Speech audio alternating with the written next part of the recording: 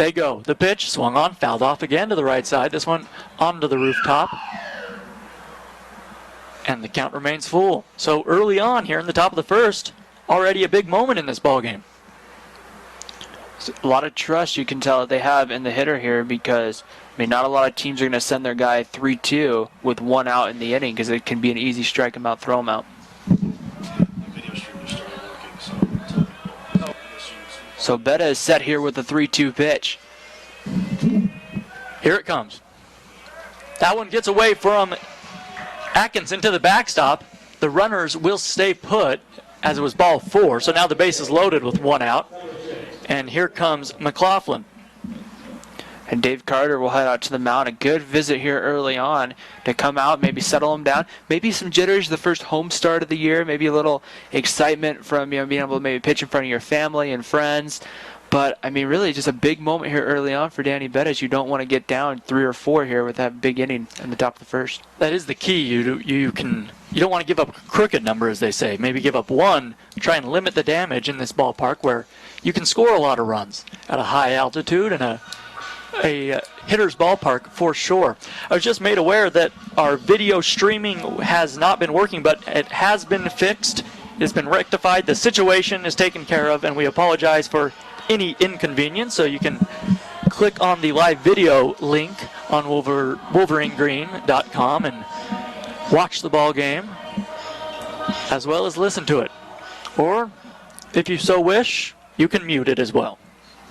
But you're not going to get those you're not going to get the Ryan Pickens commentary, those gems, Ryan. You're not going to get that with the sound muted. Base is loaded. The pitch. Ball misses way outside, and it's 1 ball, no strikes. Left-handed hitter Ian McLaughlin at the plate. He's hitting .296 this season. He's the catcher for St. Mary's. No score, top of the first inning, but the Gales threatening. Nowhere to put McLaughlin.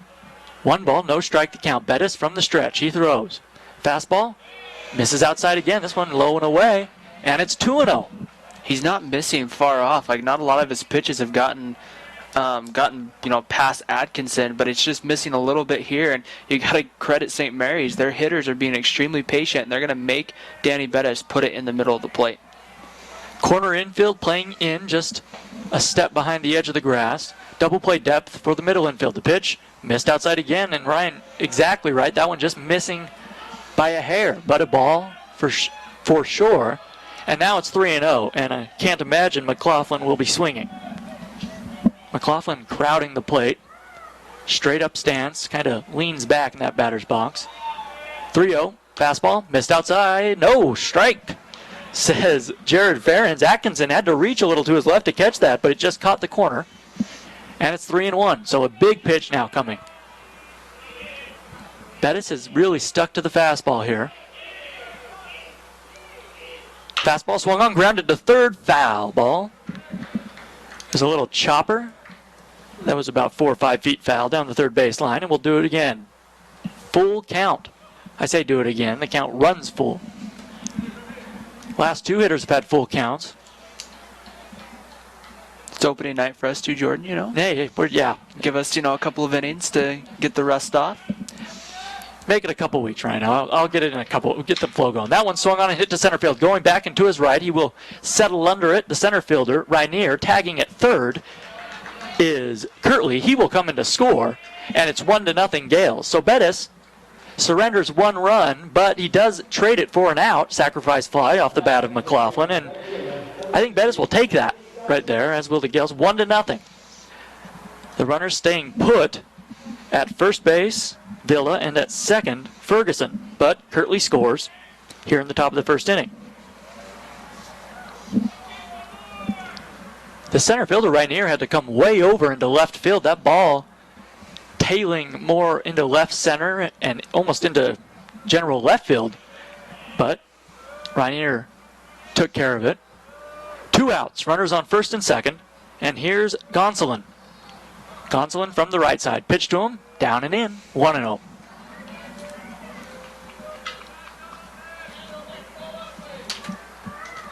Gonsolin hitting .222 this season. 3 RBIs. No home runs. Bettis from the stretch. The 1-0. Swing and a miss. A nice slider on the outside. And the count is even at 1-1. Gonsolin is the 6th man to come to the plate in this inning for St. Mary's. The Gales on top here. They lead early, 1-0. 2 outs, 2 men on. Bettis throws, and that one misses low and away, and it's 2-1. Bettis reached back for some velocity there at 91 miles an hour.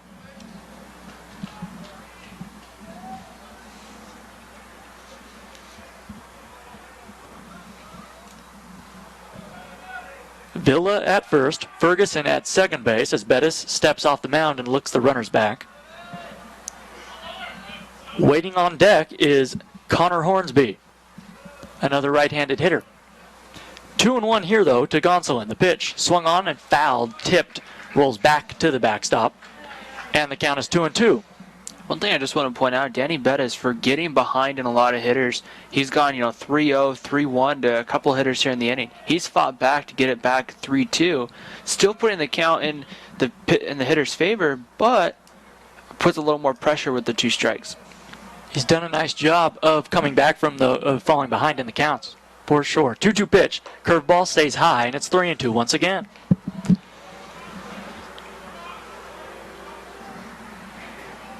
The Wolverines, should they only give up 1 run in this inning, they can live with that. Giving up 2 or 3, that's where things get a little scary. 3 balls, 2 strikes, 2 outs, 2 men on. The pitch. Swing and a pop fly into right field. Going back, easing under it is Kruger. He will wait for it and make the grab. And the inning is over. So the Wolverines give up a run on 1 hit. However, the Gales leave 2 stranded. We head to the bottom of the first inning. Gales 1, the Wolverines coming up.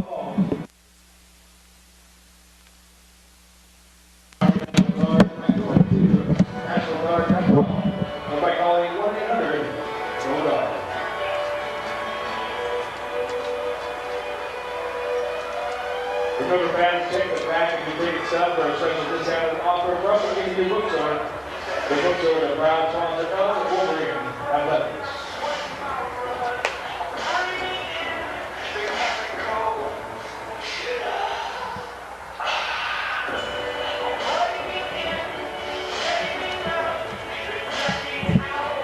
Remember, fans, pay attention. Every time they give you baseball players, hit the home run, pieces will be thrown into the stands.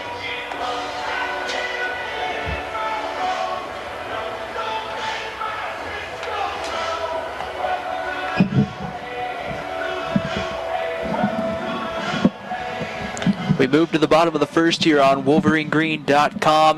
The Utah Valley Wolverines set to come to the plate for the first time at Brent Brown Ballpark in 2015. And this is the lineup that head coach Eric Madsen is going to send out there. Leading off in left field, Cade Andrus, Seth Rainier in center and bat at second. Mark Kruger will hit third. Jake Atkinson will hit fourth. Spencer Gothberg will hit fifth. Tate Harding, a designated hitter, hit sixth. Jordan Schlehuber will bat in the 7th spot. Grayson Bogdan will hit 8th, and batting 9th will be the second baseman Zach Fuller. St. Mary's defensively will be Connor Hornsby in left, Joey Fisk in center field, Anthony Gonsolin in right, Anthony Villa at third, Brett Rosso at short, Zach Kirtley at second base, Colin Ferguson over at first, Ian McLaughlin behind the plate, and on the mound tonight will be number 16, Corbin Burns, who's making his 4th start of the year. He's gone 2 complete games with a 2-0 record and a 3.44 ERA. So Wolverine hitters tonight, Jordan, have a task that's going to be good to see if they can handle tonight. We'll see as Cade Andrus steps up to lead things off for the Wolverines. Andrus, the right-handed hitter, trying to get the Wolverines back into this ballgame. They trail 1-0. Burns from the windup. The right-hander throws. Fastball in there on the outside corner. Strike 1 taken by Andrus.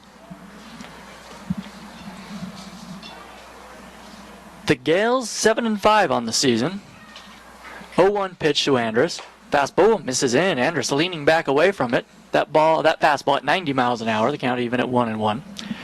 UVU coming in at 2-8. They're trying to get it going here at home as they have a 4-game series. We're beginning tonight against St. Mary's. Swing and a miss. A mighty cut there from Andrus on a fastball on the outer portion of the plate. And it's 1 ball, 2 strikes. Rainier on deck. Another right-handed hitter. The 1-2 to Andrus, hitting .205 this season.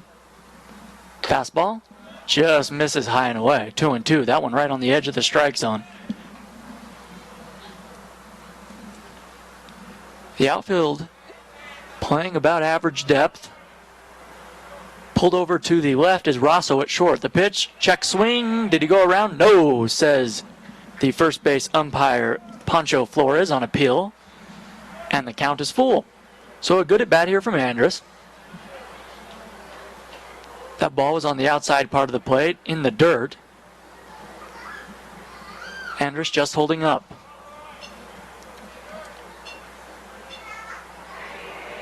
Three-two pitch from Burns.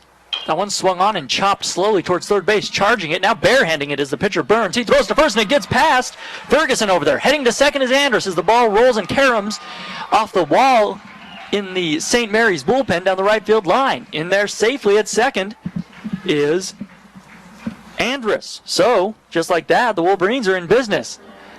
A little tapper, barely getting a piece of it, was Andrus. Corbin Burns made a nice play to come off the mound toward the third base foul line and barehand it, but he hurried to throw and threw it down the right field line. Nice play. I mean, come out and barehand it. Just probably got going a little too quick. Maybe the adrenaline got going and he just didn't make a clean throw to first. And now Utah Valley, the runner in scoring position, a chance to see if they can tie this one up. So it's a hit and an error. The error, of course, the throwing error from Burns.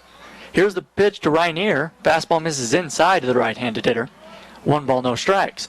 We'll see if Coach Madsen puts on the bunt here, try to sacrifice the man to third base, or lets Rainier swing away with nobody out and a man in scoring position. Mark Kruger, the big left-handed hitter, waiting on deck. Corner infield in. They're expecting a bunt. 1-0 pitch. Here's the bunt, and he pulls it back but takes a strike. And the count is even at 1-1. 1-0. St. Mary's leads it here in game 1 of this 4-game set. We're in the bottom of the first. Cade Andrus, the leadoff man, on second base after a infield hit and a throwing error from Corbin Burns. Nobody out. At third base, Villa shading his eyes from holding his glove up, I should say, shading himself from the sun. Now a pitch just misses there as Rainier pulls the bunt back, and it's 2-1. I think that one may have just been a little high, but a good pitch there from Burns. Andrus, not great speed at second. Big gap in right center field. The pitch, swing and a miss right into the glove of McLaughlin. I thought Rainier may have got a piece of it, but he did not, and the count's 2-2. So they took the bunt off there. Now with 2 strikes, I can't imagine he'll be laying one down. Outfield playing shallow. The pitch, swing and a pop-up. Shallow center field. Going back is the shortstop Rosso. He will make the grab as he shuffles out there in shallow center field, and there's one away from Mark Kruger. So nice job by Corbin Burns to get Rainier. Andrus stays put at second. 1 out and a man on now for Mark Kruger, who's expected to have a good year here.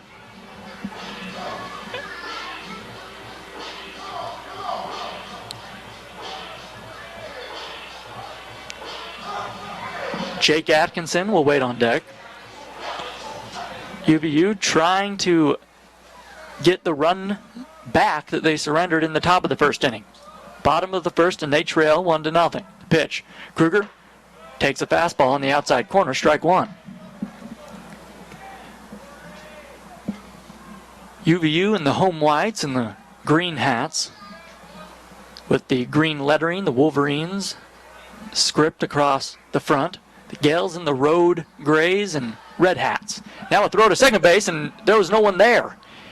And I don't think Burns meant to throw it, but he threw it right into the grass. I think he was trying to just fake it, maybe. But the ball came loose either way, and lucky for Burns, it didn't really go anywhere. It just kind of stayed on that infield grass to the left of the mound. He threw it just straight into the ground. St. Mary's coming out of Moraga. Not that it's going to get too warm, much warmer there than it does here, being more in kind of the northern California area, but it still is going to be considerably a different climate. It's going to be interesting to see how Burns handles that. I saw it in the top of the first inning, and he was going long enough that Burns went down to the bullpen and started throwing. Now a throw to second as Burns turns. Back in diving safely was Andrus. And Moraga in the East Bay of the Bay Area, up in those hills. So, as you mentioned, Ryan, fairly warm. There's a pitch and a foul tapped near the on-deck circle, and it's 0-2 to Kruger. Kruger has 3 RBIs this season, no home runs for him. He's only 6 for 34, so he's really trying to get that bat going. He's on the interstate right now, hitting 176. Short lead at second for Andrus. Now I was going to say a throw, but no throw, as Burns just steps off the rubber and looks back, Cade Andrus.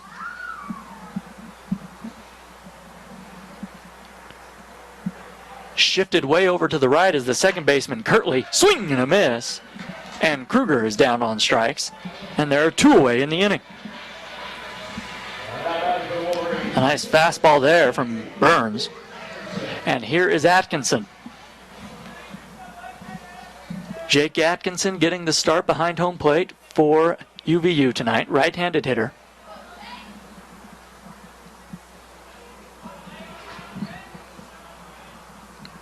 Burns staring in. Now he's ready. Comes set at the chest. He throws. Curveball. And it's a beauty. Strike 1 on the inside corner, clocked at 72 miles an hour. If Burns can control the curveball and command the fastball, it could be a long night for the Wolverines.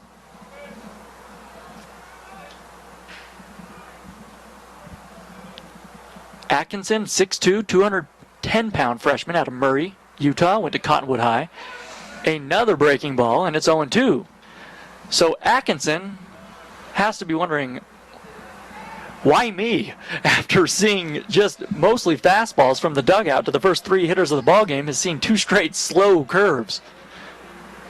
Now he's down on the count, 0-2. Andrus with a lead at second, kind of dancing off the bag. 0-2 pitch, curveball, called strike 3. Wow. 3 beautiful pitches from Burns, and Atkinson looked helpless up there after seeing nothing but fastballs all inning long from Corbin Burns. So the Wolverines get a hit and a runner on, however they strand him at second base.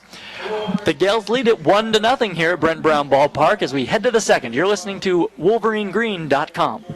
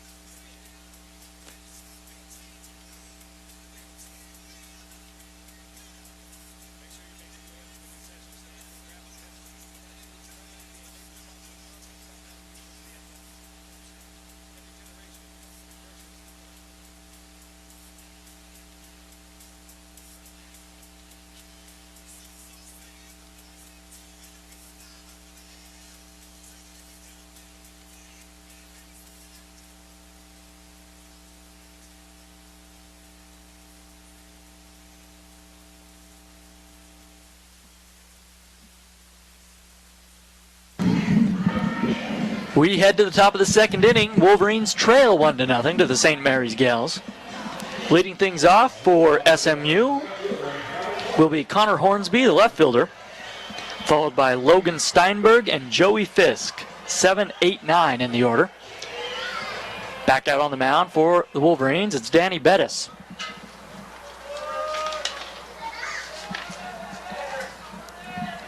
Open stance from the right side for Hornsby. Now a bunt shown. Fastball, strike 1.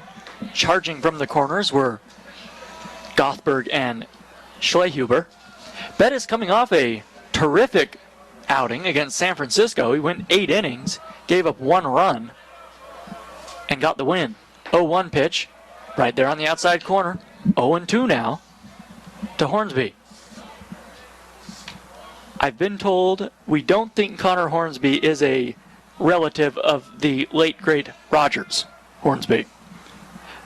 Fastball low and away, and it's 1-2, but you never know. It's not in the notes, but he very well could be. It could be distant. It could be a distant. That's a tough legacy to live up to if it's the case. 1-2 pitch misses down and away, and it's 2-2.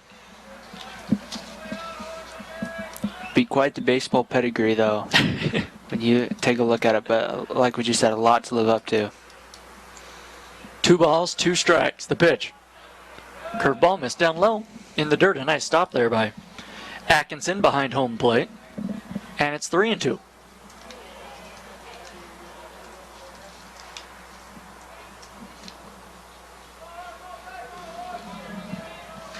So yet another hitter that Bettis has gone full on. The pitch, low and away.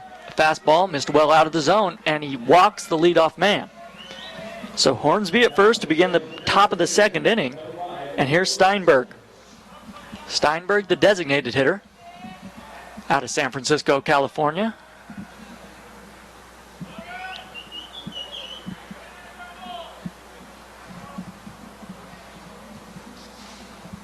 Gothberg holding on Hornsby at first base. A short lead over there.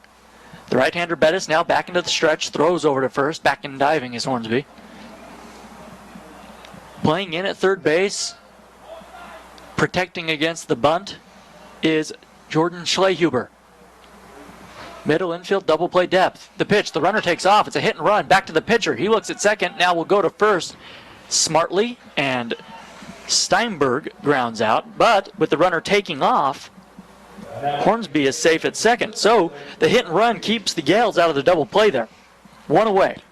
It's something we talked about in the first inning. St. Mary's likes to play what a lot of people would call small ball. So they'll bunt to move the runners over. They'll do those little things like Steinberg just did, just to advance the runners and play station to station. That is classic West Coast college baseball, you could say. Whereas here in the Intermountain West, it's perhaps get a couple runners on a lot of times and hope someone hits it in. I should say hits it out. Someone hits it deep out. 1 ball, no strikes. Fastball missed down low to Joey Fisk.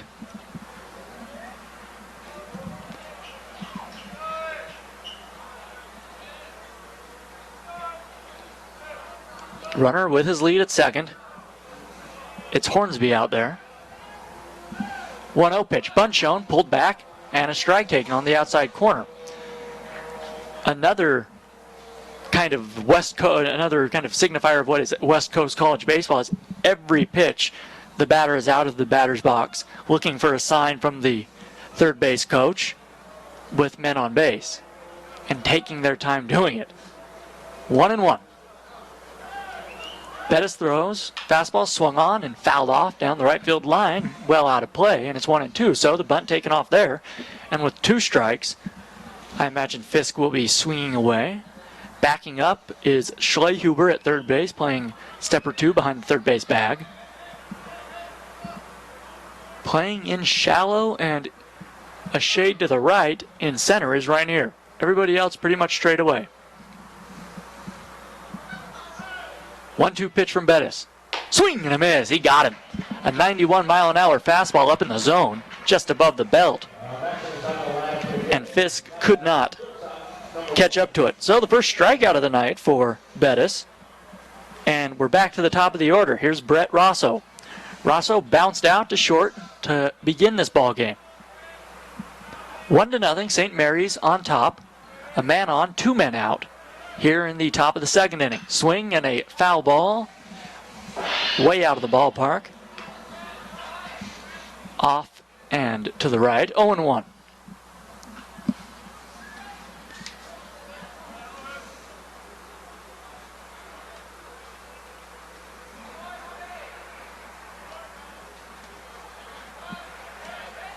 Rosso hitting .364. Fastball misses down and away, and it's 1 ball, 1 strike.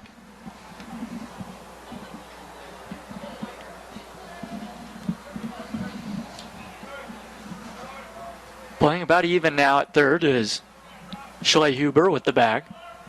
Middle infield, playing close to second base. Now a fastball misses outside, and coming out of his crouch to grab that one was Jake Atkinson. 2 balls, 1 strike now. To Rosso, Zach Kirtley waits on deck.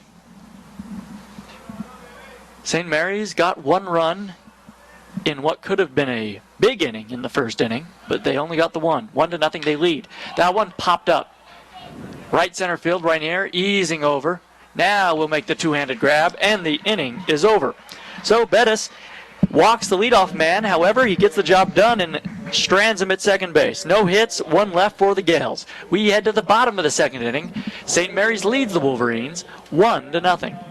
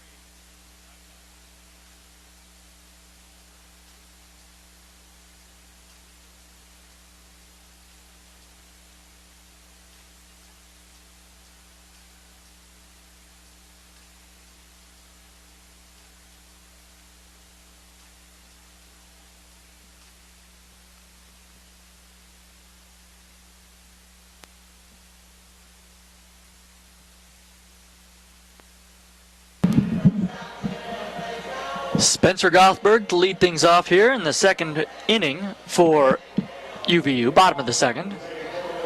Utah Valley trails St. Mary's 1-0. Back out there on the mound for SMU is Corbin Burns. He will face the 5, 6, 7 hitters for UVU. It'll be Gothberg, Tate Harding, and Jordan Schlebuer.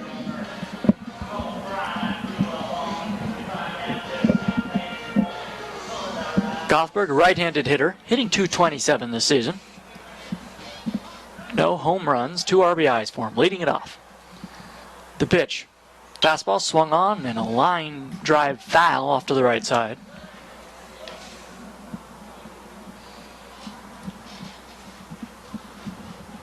That batter's box still in the shade as the mound just still in the sun, the setting sun here at Brent Brown Ballpark. 0-1 pitch. Fastball right there, strike 2. The sun here will set behind the first base grandstand. So the left side of that infield really takes a beating. Ground ball up the middle, base hit for Spencer Gothberg, and the Wolverines have the leadoff man on. It's a good sign for Utah Valley. Get that first guy on in the inning, a chance to see once again if they can. Burns in the first was a little, maybe a tad uncomfortable with the runner out on second base, so we'll kind of see. That might be a pattern to watch. Pitchers sometimes get too concerned about the base runners and they kind of get off with their pitches. Absolutely. He was concerned with that runner at second. Andrus reached second base back in the first, and Burns definitely paid a lot of attention to him. Here is Harding with Gothberg at first now. Right on cue, a throw over to first base. Gothberg back in diving.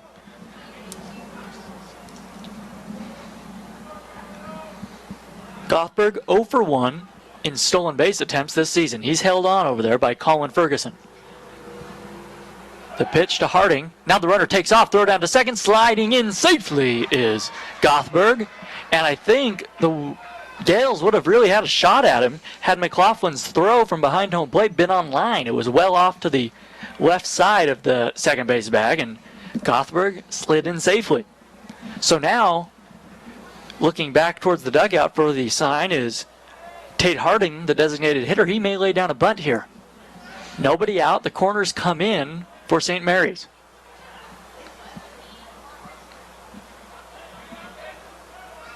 .1-0 pitch. breaking ball gets away from the catcher. All the way back near the St. Mary's on deck circle and heading to third easily, and rounding that and staying put is Gothberg. So that's as good as a bunt as the ball just got away from McLaughlin. It looked like he got crossed up there. Yeah, it looks like McLaughlin was expecting a fastball. Now, not surprising, he goes out and makes sure him and Burns, because there was no way that was going to go there. And McLaughlin really, right there, it's interesting to see whether that was really a cross-up or not, because a chance there looks like they're going to rule out a pass ball, which would go against the catcher, trying to say the catcher didn't quite get there to make the stop. Yeah, when you get crossed up, it is on the catcher, and it's dangerous, too. That probably scares McLaughlin half to death. Here's the pitch. Ooh, and it hit him. A fastball at 90 miles an hour came up and in and got Harding right on the left shoulder. And so he's okay. He'll head down to first base. And here is Jordan Schlehuber. Now the infield will come in and we'll have a visit to the mound. I think that's Eric Valenzuela. I'm not sure. Eric Valenzuela, the head coach for St. Mary's. I say that must have scared McLaughlin, because on the mound, Burns throws that 92-mile-an-hour fastball, 93-mile-an-hour fastball, and he's lucky he didn't get crossed up on that. You can get crossed up on a breaking ball, but if you're expecting a curveball and he throws something at 93, somebody could really get hurt. Yeah, especially reaction time. I mean, it's 90 feet from the mound to home plate, and so 60 feet. 60 feet. Sorry, 90 feet to the bases. I'll correct myself there. But when you take a look at that fastball coming 92. It's going to get there pretty quick. I mean, we talked about it facing the hitters quite a bit, where the hitter has to pick up how fast that pitch is coming.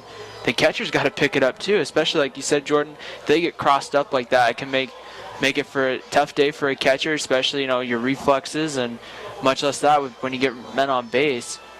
You don't want to get that ball, especially here at Brent Brown Ballpark, because if you've never been here to watch a game, there's a considerable distance between home plate and the backstop.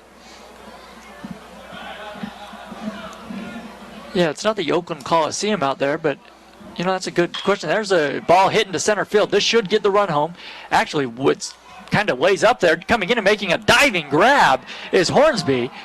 Throws it into second base, and all the runners stay put. Holy cow, I really lost that ball off the bat of Schlehuber, but it was just a lazy fly ball into shallow left center field, and I think the outfielders didn't get a great beat on it either, because they started to move to the side and then realized it was in shallow center. But Hornsby, coming in from left, ended up making a terrific sliding grab, a little basket catch out there, and there's one away now for Bogdan with runners on the corners.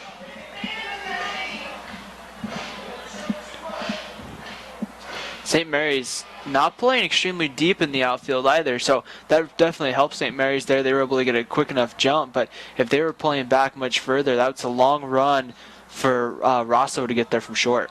So here's Grayson Bogdan. We'll see if the Wolverines send the runner from first. The pitch, they do not, as stepping off the rubber is Burns. Bogdan, right-handed hitter, no batting gloves. Now Burns steps off the mound again. St. Mary's being very careful here. The Wolverines trying to tie this game up. 1-0, Gales lead here. Bottom of the second, swing and a miss. A fastball down and away, and it's 0-1 to Bogdan. Burns trying to work out of a jam. These are situations, if you're Utah Valley, you have to find a way to get that runner home from third. Last year, Utah Valley struggled in these situations and left quite a few men on base, especially in games that were relatively close. Really hurt him at times. 0-1 pitch misses down and in, and it's 1-1 now to Bogdan. Harding at first base, Gothberg at third.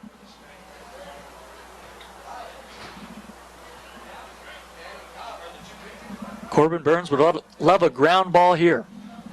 1 out, 2 men on the pitch. Swing and a line drive into right field. Will it stay fair?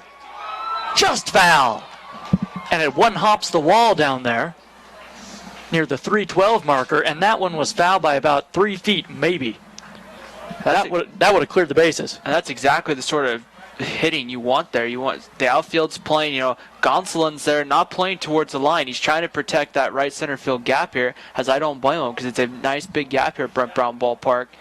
But right there, a long run for Gonsolin, and that just barely stays foul. You want to wait maybe a little bit here, take advantage of the big hole on the right side with Ferguson holding the runner. 1 ball, 2 strikes. The pitch to Bogdan. Swing, ground ball to third. This could be 2. Villa over to Kirtley. Kirtley to first. Double play. And the Wolverines cannot get the run home. A nice turn there for St. Mary's. Just what the doctor ordered. So we head to the top of the 3rd inning.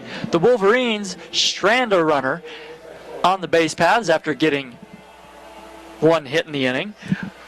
1-0. St. Mary's leads. You're listening to Utah Valley Baseball on WolverineGreen.com.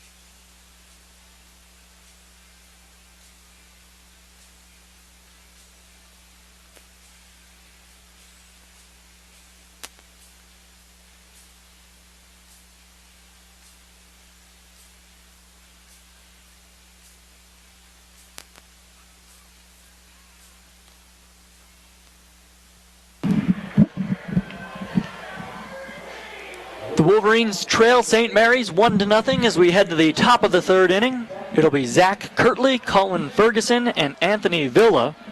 2, 3, and 4 for the Gales. Well, the Wolverines had a golden opportunity back in the 2nd, but they couldn't cash in. The pitch swung on, chopper, foul, third base side, off the bat of Kirtley. They had runners on the corners with only 1 out, but Grayson Bogdan grounded into a 5-4-3 double play. And the Gales were able to get out of the jam. 0-1 pitch. A nice breaking ball there from Bettis. That was the curveball right on the inside corner taken for a strike, and it's 0-2 to Kirtley. Kirtley walked and scored the only run of this ball game back in the 1st inning. Pitch misses down low. Another, looked like a curveball again that missed, and it's 1-2. Kirtley hitting .389 this season. 1-2 pitch, strike 3 called. Fastball froze him at 92. It's the 2nd strikeout of the evening for Bettis. Changes the eye levels there a little bit too. Goes with the breaking ball low and then goes up and then back down with the fastball on the strike 3. So, I mean, that's a big thing when you're a hitter and you're seeing a pitch up and you're thinking, okay, he's staying up. And then, oh, there's that breaking ball in the corner. And it just kind of confuses you as a hitter trying to guess what pitch is coming next. Yeah, not only is he messing with your timing, but exactly what you said, that sight line. As the fastball misses outside, it's 1-0. Ferguson, a left-handed hitter, steps in there. He singled back in the 1st inning. 1-0. Gales lead the Wolverines. Cutter misses down and in, and it's 2 balls, no strikes. Talking to the pitching coach, Dave Carter, he's okay if a guy goes 1-0, but then you got to come with a strike. You can't fall behind in the count 2-0. And that's what happened here. Fastball just missing down low, and it's 3-0 to Ferguson. St. Mary's, as you mentioned earlier, ran very patient at the plate. Standing up straight in the batter's box is Ferguson. The pitch missed down low again, and on 4 straight balls after the strikeout, Ferguson takes first base. Consistency. I mean, it's something in baseball, well, not just baseball, any sport, you want to stay consistent. And you go from a strikeout to a 4-pitch walk. I mean, now great if you get another strikeout, but I mean, you're going to walk 3 guys in an inning and get 3 strikeouts. So you really have to try to find a way to stay consistent. And that has been a struggle for the Wolverines this season early on. They've only played 10 games, but consistency in pitching, especially as a fastball, finds the strike zone there. And it's 0-1 to the right-handed hitting Villa. Villa walked back in that first inning. Bettis could use a double play ball here. A man on, a man out. 1-0. St. Mary's leads Utah Valley. From the stretch, Bettis throws. Fastball, low and away. And it's 1-1. That St. Mary's dugout coming alive down there, chattering. Not a huge crowd on hand tonight for the home opener. Maybe 300 or 400 in the cool Friday evening here at Brent Brown. I'm told tomorrow, we have the doubleheader tomorrow beginning at noon. Plenty of good seats still available for that one.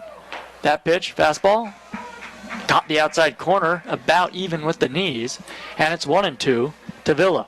You get a chance for Saturday day baseball. Not a lot of games this year here at Brent Brown Ballpark going to have that Saturday day game. A lot of times it's going to be a 6 o'clock start. So a chance to get out in the early afternoon and come to both or come to one, at least, get 3 hours of baseball in. Oh, absolutely. Should be a nice day, too. That one gets by the catcher Atkinson. Now he barehands it. He kept it around the batter's area. But the runner heads for second, and he's there safely. So now the double play is no longer in order. And the count is 2-2 to Villa. Just like that, a runner in scoring position for St. Mary's. That ball in the dirt just got away from Atkinson. 2 balls, 2 strikes. Bettis peers in. He could use a strikeout right here. Everybody playing straight away defensively for the Wolverines. The pitch, ground ball, second base, ranging over, and he can't get it. Into right field. Kruger will come up with it. The run will come around to score, and it's 2-0 St. Mary's. And that ball is a ground out. If Zach Fuller is playing where he normally plays, he was kind of shading up towards the middle there. And a nice piece of hitting from Villa. He just hit it where they ain't. And it's 2-0 Gales. And that walk, and there's that 1-out walk that comes back. They find a way to move that runner around, and then just that clutch base hit for St. Mary's. And those are those things. I mean, a lot of times you think, okay, I'll give up a walk, but that one walk can make a big difference, especially here. You got a left-handed hitter at the plate, and Jordan, you got that nice big hole out in right center field. It's going to be interesting to see how Utah Valley plays this one defensively.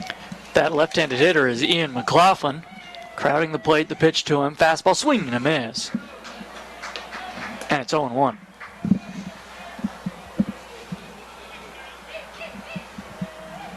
So the ball that got away from Atkinson, the ball in the dirt from Bettis, comes back to bite him. The base hit scores that runner who took second on that ball. Now a throw over to first base, back in diving is Villa.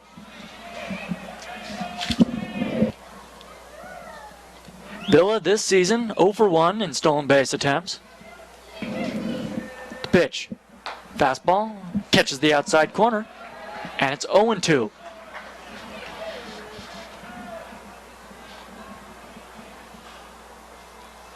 Fuller now shading more toward where that second base position normally would play with the left-handed hitter up there. However, in the outfield, you mentioned it, Ryan, a huge gap in right center field as Rainier plays in center, shading to the left. Strike 3 called on the outside corner. And they're 2 away.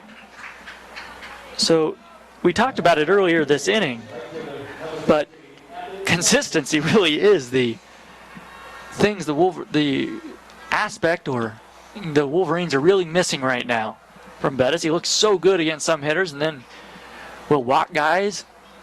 But 2 outs here, and Anthony Gonsolin will come up.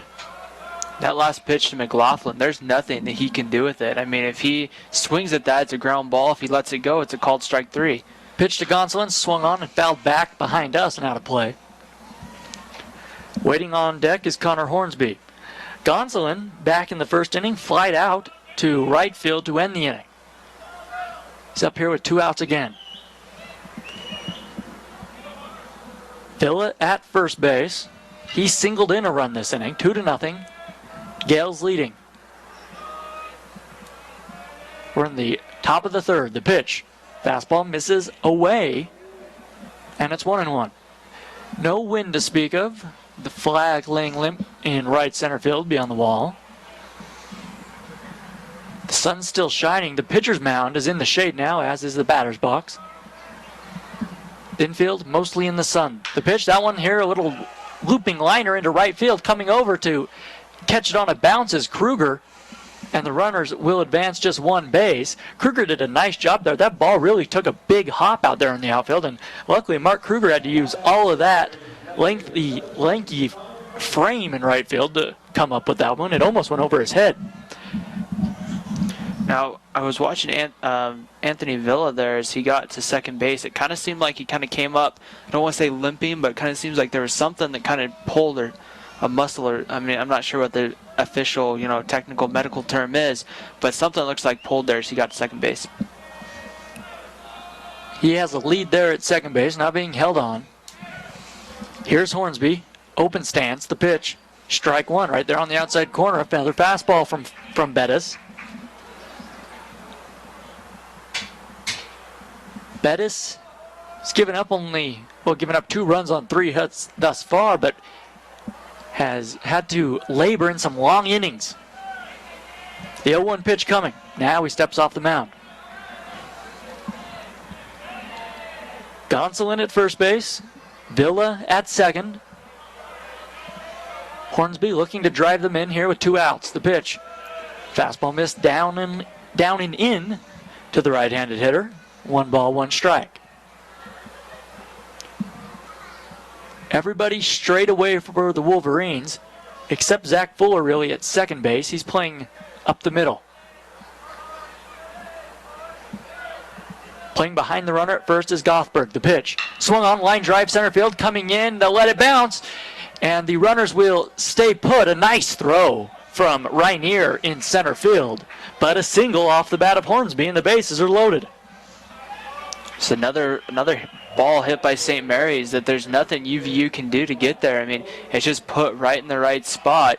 And I mean, I'm really not sure what Utah Valley can do to prevent that. Sometimes hitters just put them in spots where no one's at, and that's just the game of baseball some nights. Hey, well, that was just a great piece of hitting there. Line drive right into center field. Lucky for the Wolverines, it was hit right at Rainier, and so they were able to keep the runners from advancing more than 1 base.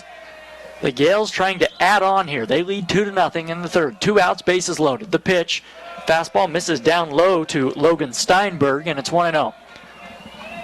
So Bettis again having a tough time. He's falling behind in the count. He looked so good just 2 hitters ago, getting Ian McLaughlin to strike out looking. But now the bases are loaded. 2 outs, the pitch.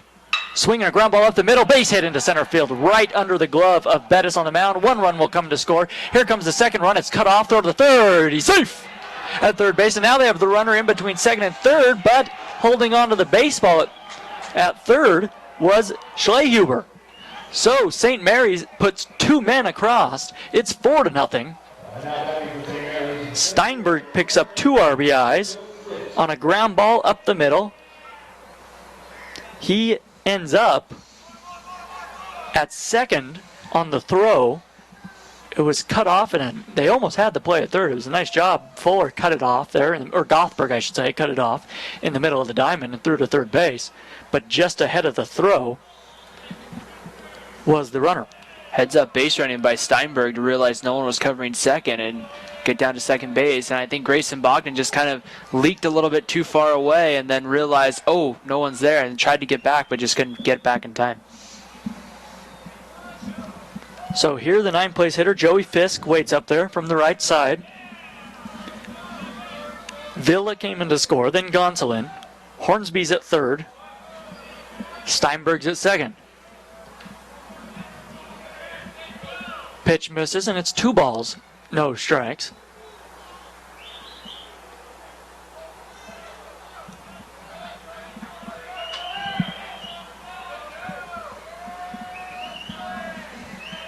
Four to nothing, St. Mary's leading. The pitch. Down and away, and it's 3-0. The Wolverines bullpen quiet here in the top half of the third inning. So 2 runs already coming with 2 outs here in this inning. 3 altogether in the third. Bettis from the windup with runners on second and third. 3-0 misses way outside. and the bases are loaded again. So he walks the 9th-place hitter, and here comes Brett Rosso, the 9th man to hit in this inning.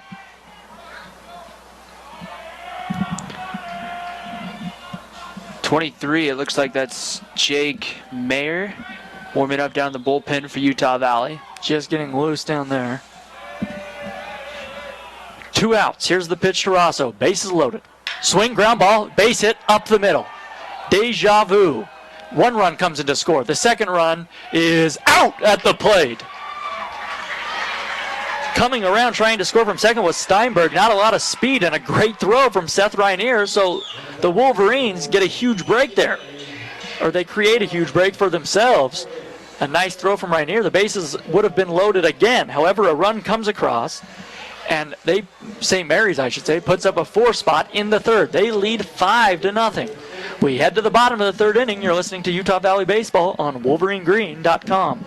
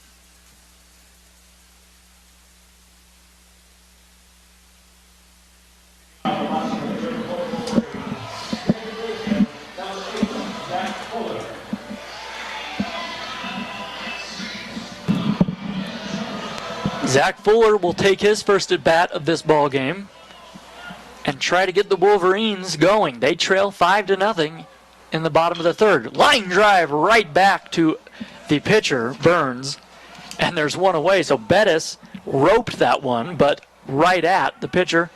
Burns was just stepping off to that, not stepping up, but really had his glove right there to his left side and made a nice play. So just like that, there's 1 away for the Wolverines. They talk about fundamentals for pitchers is you don't want to fall away from the mound. You want to square up. Kind of like a Greg Maddox would always be dead square towards home plate. And that helps you become a great fielder.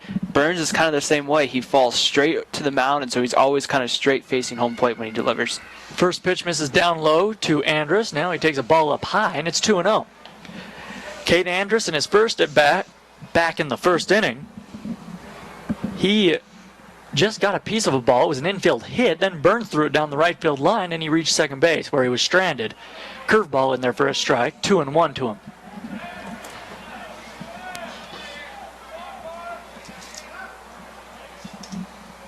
Andrus hitting .225 this season. 2-1 pitch.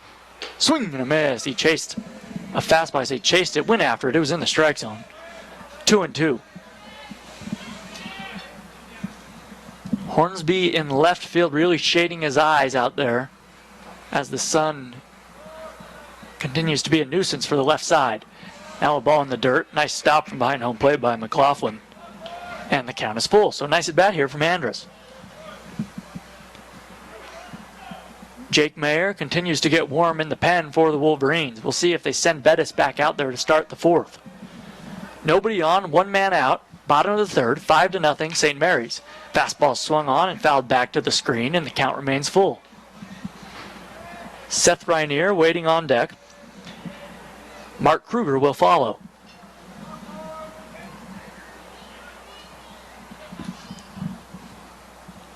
From the windup, Burns has what he wants. The righty throws. Breaking ball just misses off the inside corner. A great take from Andrus there, and he walks. So a man on, a man out for the Wolverines. That's what you're looking for from your leadoff hitter. The guy at the top of your lineup is a guy that gets on base. Not necessarily. I mean, obviously you'd like anyone to hit for a high average, but if he can get on base, that's just as good. You know, the on base percentage just as good a stat as really batting average in a sense. Get on any way you can, as they say. Andrus being held on at first base by Ferguson as Rainier takes a fastball in the outside corner at 89 for a strike. Kruger, the left-handed hitter, waiting on deck. Rainier, back in the first inning, popped up to shallow center field. Throw over to first base, back in diving safely is Andrus. A nice job by Ferguson to pull that one out of the dirt there, dig it out. The lights are on here as the sun sets in Orem. 0-1 pitch swung on and fouled off to the right side. 2 strikes the count to Rainier.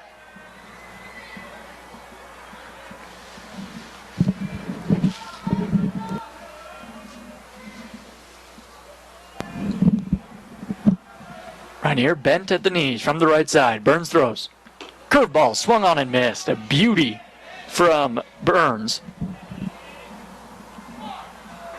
Can tell Seth Rainier not exactly happy she chased that pitch, but one of those things, when Burns is mixing that fastball, and then we've seen that breaking ball, that curveball quite a bit. Just kind of interesting because he seems more of a fastball slider kind of a guy, but tonight he's got that curveball going, and that's dangerous when a pitcher gets that third pitch that he can throw very effectively. It can be a long night for hitters. Third strikeout of the night for Burns. 1 away, or rather 2 away, I beg your pardon. Swinging and a miss from Kruger going after an off-speed pitch there, low and away, and it's 0-1 to him. Kruger struck out back in the first inning. Mark really trying to get that back going. Has had a very slow start to this season. Only hitting 171 the pitch. Fastball, breaking ball misses inside, and it's 1-1. The Wolverines don't need to get 5 runs back in this inning. We're in the third. They trail 5-0.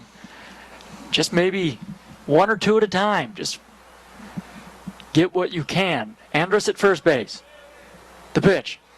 In the dirt. Andrus takes off for second. Throw down is high, and it goes into center field. Andrus will head for third. Now he's stumbling. Throw back to second. He's safe.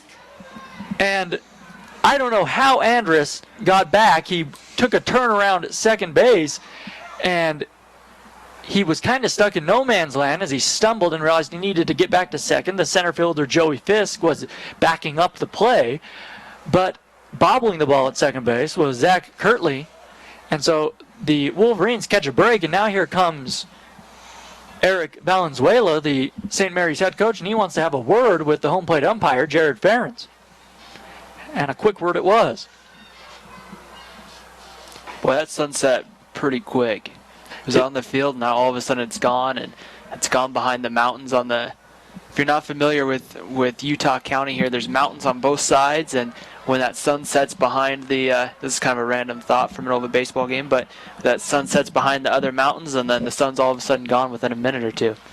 As the ball gets past the bullpen here, as we take a little break, but it did. It set quick, and the Wasatch Mountains beyond left field, snow-capped, a beautiful night, a cool night as the temperature continues to drop. 2-1. The pitch to Kruger. Andrus dancing off second. That one swung on and hit high to right field. Going back, but it's in the park. A few steps in front of the track is Gonsolin. He waits for it and makes the grab. And the inning is over. So the Wolverines get a man on. However, they leave him stranded. We head to the top of the fourth. The Gales lead UVU 5-0.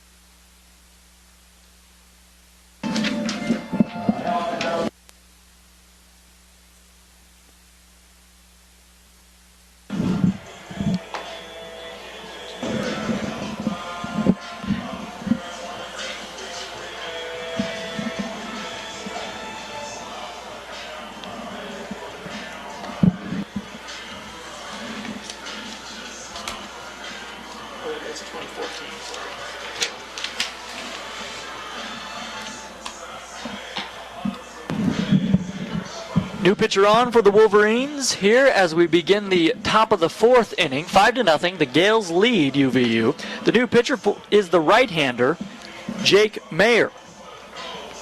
Mayer this season has a 2.25 earned run average, 0-1 win-loss. This is his third appearance. He's only pitched 4 innings. Opponents are hitting 200 against the right-hander. He will face here in the fourth the Zach Kirtley, Colin Ferguson, and Anthony Villa, 2, 3, and 4. To tell you all about it, here is Ryan Pickens. Thank you, Jordan. Top of the fourth as Zach Kirtley stands in. He's 0 for 1 on the night, struck out and walked. And the first pitch is taken low for a ball. 1 ball and no strikes to count on Kirtley. The Gales sent all 9 men to the plate in the third, and it produced 4 runs. So back to that same 2, 3, and 4 lineup as Mayer delivers the pitch, and that one stays just a little bit high above the belt, and it's 2 balls and no strikes. Mayer, on his 2 appearances this year, last time pitched on March 1st against New Mexico, coming on Sunday, pitched 2 innings of 2-hit baseball.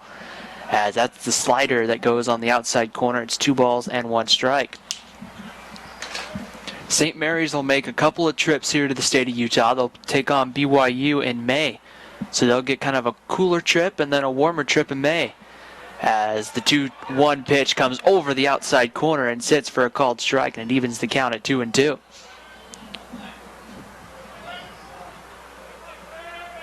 Jake Mayer sets and delivers home the 2-2 pitch, and that's right on the outside corner, and it will be taken for a ball. And the count goes full 3-2. So Danny Bettis on the night, 3 innings, 6 hits. Gave up 5 runs, and it'd be nice to see UVU get some runs back as that ball is teed off to left field. Going back is Anders. That ball is going to be off the base of the wall. So coming up into second will be Kirtley. He'll stand up there, and a leadoff double for St. Mary's, and they're starting the fourth off the same way they started the third inning off.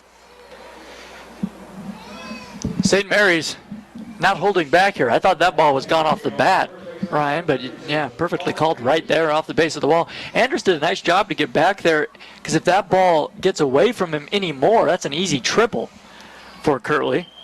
But now Mayer will have to pitch with runners on, another stress inning for the Wolverines. As Colin Ferguson, the first baseman, stands in. Ferguson walked and scored in the third and then singled back in the first. Hitting from the left side, and Mayer's first pitch, that one comes inside. It almost looked like it just brushed the pant leg, but it won't. It will stay inside for a ball, 1 ball and no strikes. So not the best night tonight for Wolverine pitchers. As St. Mary's has the leadoff man on at second, getting his lead is Kirtley. And the delivery comes inside and tight again as Ferguson turns out of the way, and the count goes to 2 balls and no strikes. That ball off the bat is Zach Kirtley. If it was maybe April or May, maybe just a little bit warmer, it might have gotten out. They do say that when the weather gets warmer, the ball flies a little bit easier. Or at least that's what they say. I don't. It absolutely does. It is what they call a scientific fact, Ryan. Okay. Verified. And that one, Ferguson swings and fouls that one over into the St. Mary's dugout. A nice barehanded backhand grab there by the first base coach for St. Mary's. Go ahead, Ryan. Did that without a glove. Nice play. No, the ball will carry as the weather gets warmer, and the ball will die kind of out there a little bit as the night gets cooler for sure tonight. But if you come here in the summertime to the Rookie League, Orem Owls play here, the ball is just popping. Ferguson turns on that and just kind of fouls it off right down the line as maybe another 10 feet or so, and that one's fair down the line into the corner. So the count goes even at 2 balls and 2 strikes. Some other whack games going on tonight here as we get everybody ready. Of course, a couple of weeks, Utah Valley will be opening up the whack portion of the schedule. And the 2 balls and 2 strikes the count. Getting set here as Mayer checks the runner at second. The 2-2 pitch, and that one's going to be in the dirt. It bounces away from Atkinson. He doesn't find it, and it finally will, but it will roll back to the backstop. And going down to third base will be Kirtley. So now a prime position for St. Mary's to add to their their 5-0 lead here. With nobody out, there's a variety of different ways here they can find a way to score. So Mayer really going to have to labor here again. Just as his predecessor Bettis did. We were mentioning the out-of-town scoreboard. Number 23, UC Santa Barbara beat Sacramento State 2-0. That game over already today. Northern Colorado beat North Dakota State by a score of 11-10. As Ferguson's able to find ball 4, so he'll walk. So a struggling night tonight here as Wolverine pitchers once again, nobody out, runners on the corners. As the WAC looking to once again find a way. They got the one team in for sure with the winner of the WAC tournament. That's Sacramento State last year. And that's a good program for them to play. UC Santa Barbara and Coach Andrew Checketts has done a nice job since he's taken over that program. Tennessee leads Grand Canyon, that game in Knoxville. The score 2-1 though in the 7th. You hope Grand Canyon could maybe pull an upset back there I should say. Anthony Villa stands in. He has singled and had an RBI single back in the 3rd and walked in the 1st. Coming in hitting .333. He's the leading home run hitter for St. Mary's. And the pitch is that's a breaking ball that finds right down the middle of the plate, and it's 1 ball and 1 strike. St. Mary's not a team that's going to, hit a ton of home runs. They've only hit 3 on the year. 2 of them belong to the man standing in the batter's box right now. Jake Mayer, the 6'2", 185-pound freshman out of Eagle Mountain. He's out of Westlake High School. Eagle Mountain just on they call it Westlake because it's just on the west side of Utah Lake, to the west of us and a little north, up Interstate 15. The 1-1 pitch from Mayer, that one's in the dirt. Atkinson snap throw back to first, but sliding in under the tag is Colin Ferguson. So not a bad idea there, as getting a little too far a lead was Ferguson, and Jake Atkinson showing off his arm there. Pretty quick snap throw down to first. And not what you want if you're Utah Valley to have to go into your bullpen game 1 of a 4-game series when you have a doubleheader tomorrow. So 2-1 pitch, Mayer delivers home, and Villa pops that one up, giving it a look over as Gothberg, but that one's going to get fouled down into the storage area, and that will even the count at 2-2. Here at Brent Brown Ballpark, if you're not familiar with it, you have the down past the right field grandstand that ends about even with first base, and then you have the storage area where all the equipment is kept. Down the left field line after the grandstand ends with the dugout, it's a berm that extends all the way to left center field, a kind of a grass-covered hill. As the throw over by Mayer, back easily is Colin Ferguson. One thing you might see as well on the camera feed tonight is there is a major road that takes you to I-15 all the way down into Provo, Utah by BYU along, it's called University Parkway. So you'll see some car lights in the distance as the night goes on, as Villa goes to ball 3, 3 balls and 2 strikes. Had just missed with a fastball up there above the belt. So a big pitch here in this ball game. Mayer set the 3-2 pitch on its way, and that one swung on and fouled away down the right field line. We'll redo the 3-2. If you're the Wolverines, they will trade a run for the double play. The middle infield playing even with the bag. So 3 balls and 2 strikes. Big hole on the right side here for Villa, and the delivery comes home. That one's going to be grounded to first. It's fielded cleanly by Gothberg, and they're going to say it goes foul right as Gothberg touches first base. So we will once again do a 3-2 pitch.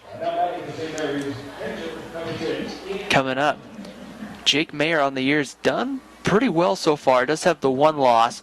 Pitched against Long Beach State in that series, and then also against last week against New Mexico. Not a bad outing here as Mayer makes the transition from high school baseball here to college baseball. The 3-2 pitch on its way once again to Villa for the 3rd time is going to be high, ball 4, and St. Mary's has loaded the bases here. And not what you wanted here, and I believe that's going to, we'll get a quick visit out to the mound by Jake Atkinson. I was looking to see if Dave Carter was going to head out of the third base dugout, but he hasn't yet. And now, Jordan, we talked about it early on. You'll take those innings where they maybe score 1, maybe 2, but you had a 4-run third, and now with nobody out and the bases loaded, St. Mary's looks like they're about to add on again. Well, if you're the Wolverines, you said it perfectly, Ryan. You can kind of respond from a 1-run. If you can just keep it at a 1-run inning, it's the big innings that kill you. And the first pitch is on the outside corner to Ian McLaughlin, the catcher. McLaughlin, a sacrifice fly in the first to get the first run home for St. Mary's, and then went down on one of Danny Bettis' strikeouts back in the third.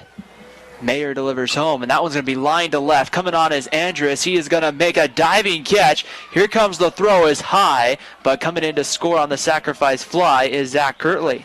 They're going to throw to third and touch the bag, and the home plate umpire, Jared Farron, says safe. I don't know about that one, Ryan.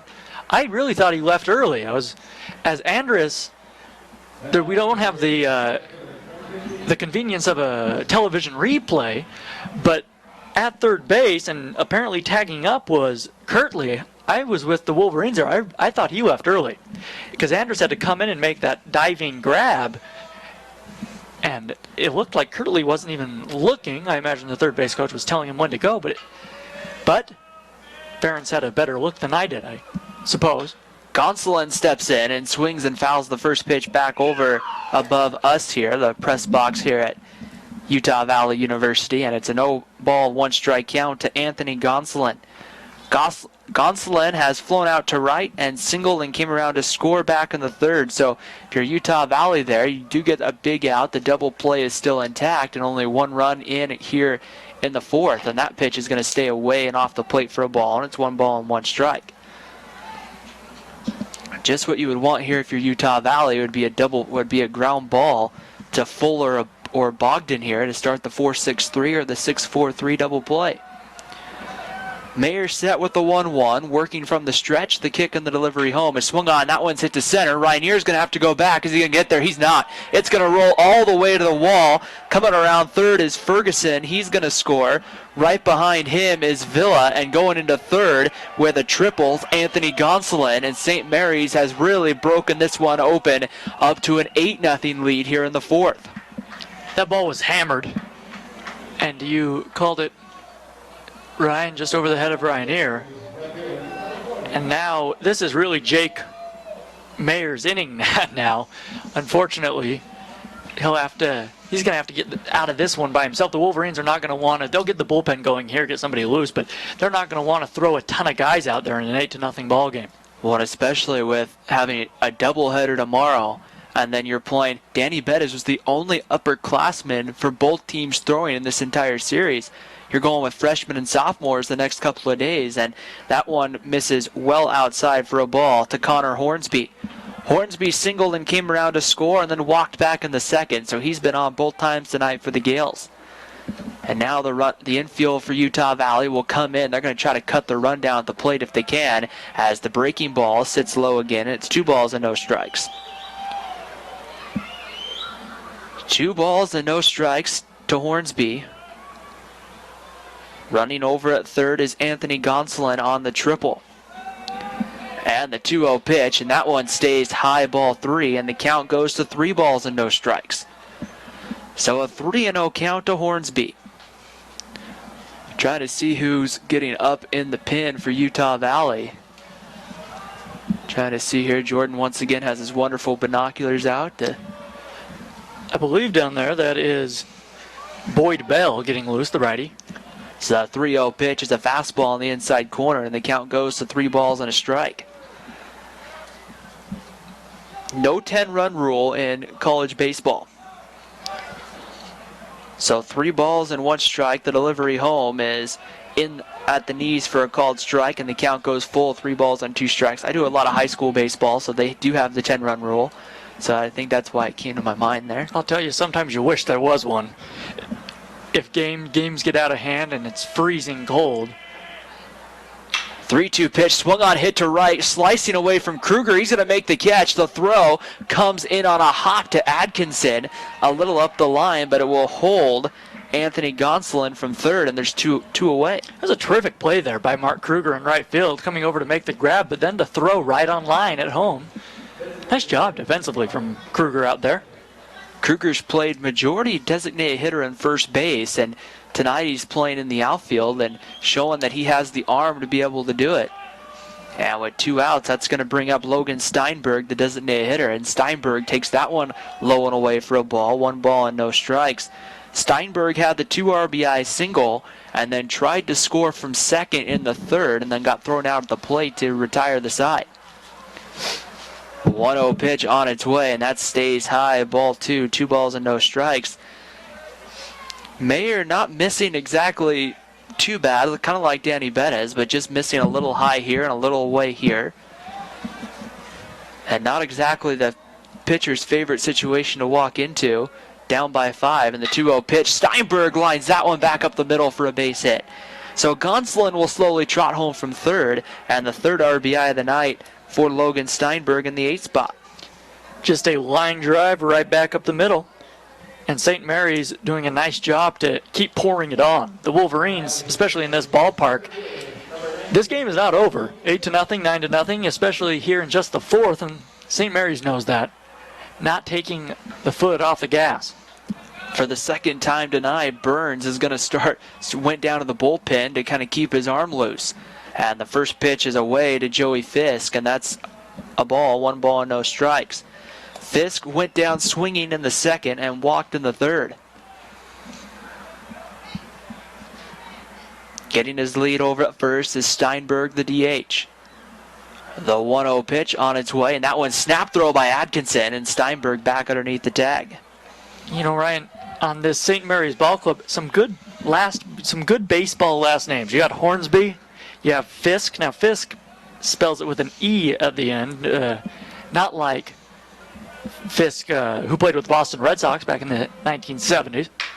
That one's hit hard to second, fielded by Zach Fuller. That one bounced up, but he'll cleanly make the throw over to first to retire the side. So once again, St. Mary's in the 4th sends 8 men to the plate, and they add 4 more as we move to the bottom of the 4th. It's St. Mary's 9, Utah Valley 0. You're watching and listening to Utah Valley Baseball on WolverineGreen.com.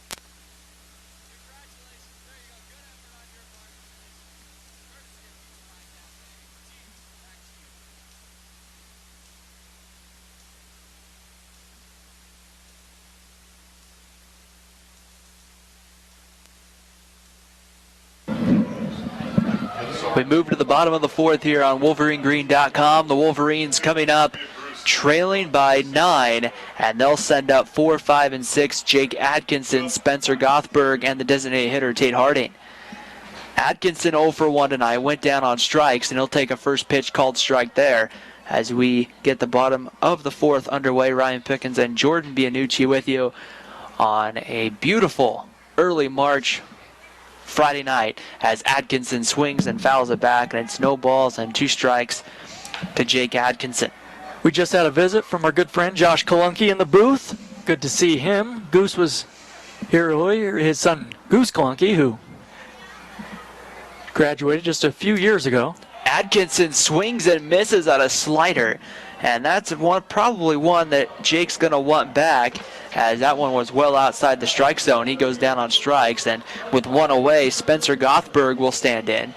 Gothberg 1 for 1 on the night, had a good hard single back up the middle back in the 2nd inning, so he'll try to build off that first at-bat of the ball game as Burns delivers home, and Gothberg swings and misses, and 0 balls and a strike as that fastball coming across at 91 miles an hour. as Corbin Burns has been pretty much in the zone tonight, as that one goes just a little bit away, and it evens the count at 1-1.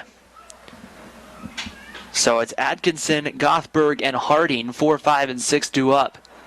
Burns kicks and delivers home, and that one stays just off the plate for a ball with the fastball, and it's quickly 2-1. 2 balls and 1 strike the count here. Burns kicks and delivers home, and Gothberg swings and fouls that one straight back to the screen. So 2 balls and 2 strikes. Evens up the count on Gothberg, playing first base tonight. Gothberg hitting .261 on the year. And the 2-2 pitch coming home. Burns delivers that one, and that one low and away, and the count runs full 3-2. So full count, a good situation here. Whether you're the hitter or the pitcher, it's a relatively high-pressured situation. Burns sets, winds, and delivers home the 3-2 pitch, and that's a called strike 3 at the knees. And Gothberg will go down on strikes, and back-to-back strikeouts on the night for Corbin Burns, as he has gone right now 3 2/3, no runs on 2 hits. And now Tate Harding, the designated hitter, will step in. Harding was hit by a pitch in the second, and then was left stranded in the first. The pitch is swung on and missed, as Harding took a big cut there and came up empty. Harding on the year does have 1 home run and 4 RBIs, and the 0-1 pitch is going to be low and inside, evens the count at 1-1. Believe Harding for UVU hit that home run in the opening series down at Cal State Northridge. 1 ball and 1 strike, and the delivery comes, and Harding swings and fouls that one hard back to the net, and it goes 1-2. Harding, a freshman, will stand in and be set and ready to go. 1 ball and 2 strikes. Burns delivers home, and that one a breaking ball that just stays low in the dirt, evens the count at 2-2. Burns has been able to go kind of with a fastball slider, but the surprise pitch tonight has been the curveball. That curveball has been going well and has been able to hit the spots.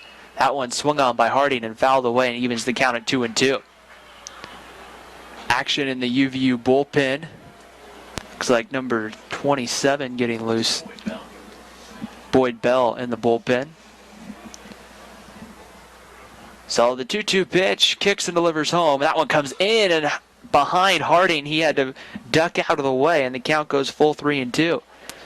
So Utah Valley here in the inning has been pushing Burns' pitch count up. So he's had to go 3-2 to the last 2 hitters, which could be good. Maybe early on in the college baseball season, pitchers' arms aren't quite ready to go the full 9 innings. But so far on the season, Burns with 2 complete games, as Harding pops that one up over towards the right side. A long run for Ferguson, and he's not going to get there. And the ball will go foul. We'll redo the 3-2. Yeah, Burns doesn't seem to be tiring. He's looked pretty good. As the lights begin to take full effect here at Brent Brown Ballpark.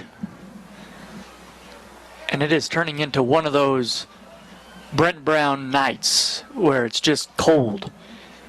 It started out nice, but it's dipping into the low 40s now, Ryan. Yeah, it's definitely, you can tell, low 29 tonight in the area, and that one's low, ball 4. So Tate Harding tonight has found his way on, got hit by a pitch, and then walks here in his second at bat. And now it's going to bring up Jordan Slayhuber coming to the plate, the third baseman. Slayhuber on the night, 0 for 1 as he flew out to left in his first at bat. And the first pitch on its way home from the stretch, and that one misses low and away for a ball. 1 ball and no strikes. The Wolverines, good to see. They're still taking good at bats. Being patient. Pickoff move, diving back is Tate Harding, back safely. Even in a game when you trail by 9 runs, to keep focused and try to make something out of it here.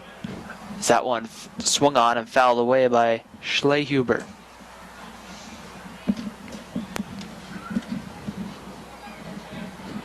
One ball, 1 strike to count.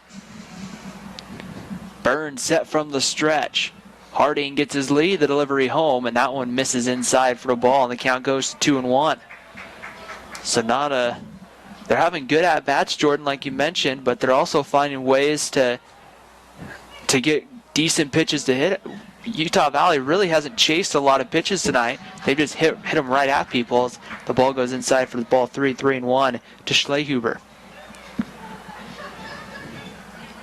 3-1, good fastball count here if you're Utah Valley. The pickoff move, and Harding back again underneath the tag.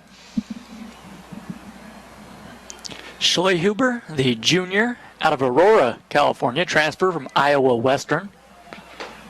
There's a fastball in the inside corner, and the count runs full, 3-2. 6'2", 175 pounds, the right-handed hitter. It's a new name this year for UVU. 3-2 Harding on the move, and that one fouled away, and we'll go back to the 3-2. Iowa Western, a pretty good baseball program at I believe they play at the national junior collegiate level or something like that. North Dakota, I believe, has a few players that came out of Iowa Western.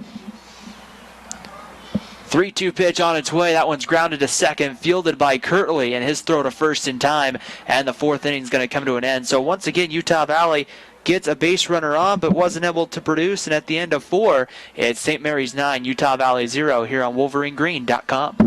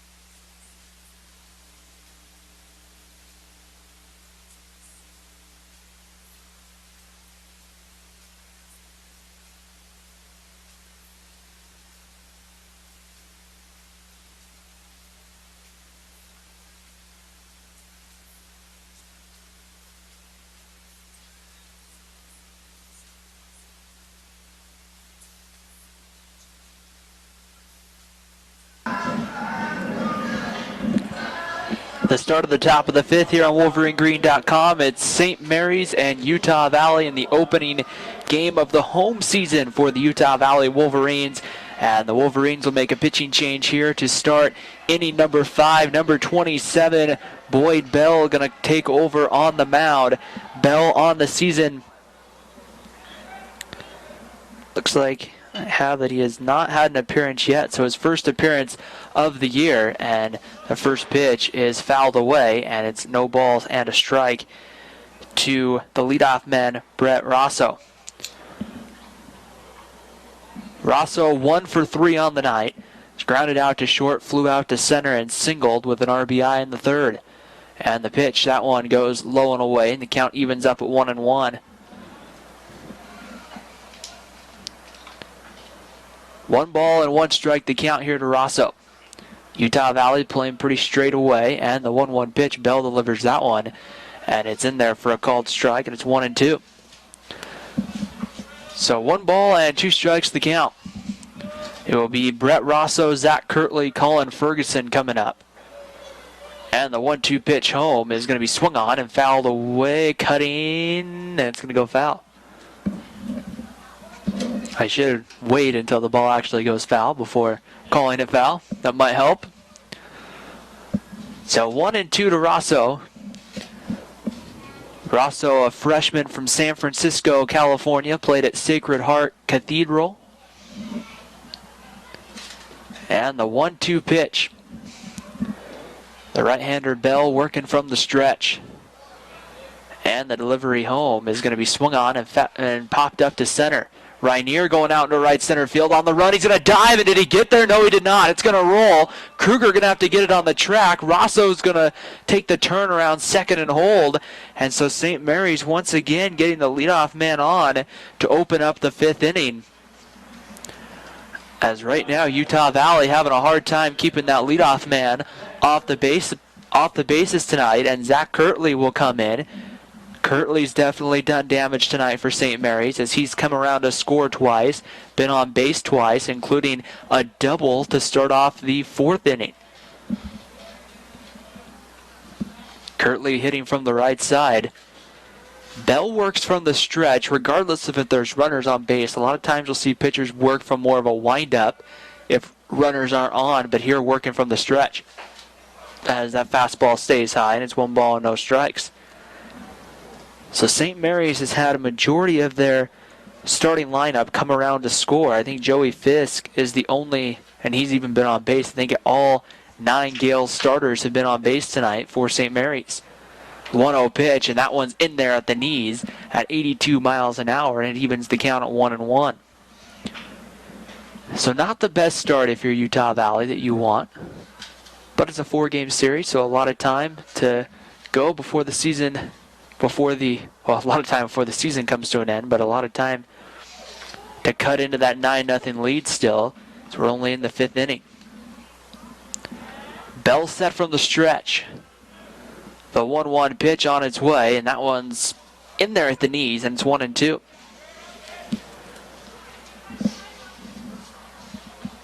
No defensive changes for Utah Valley, except for Bell on the mound.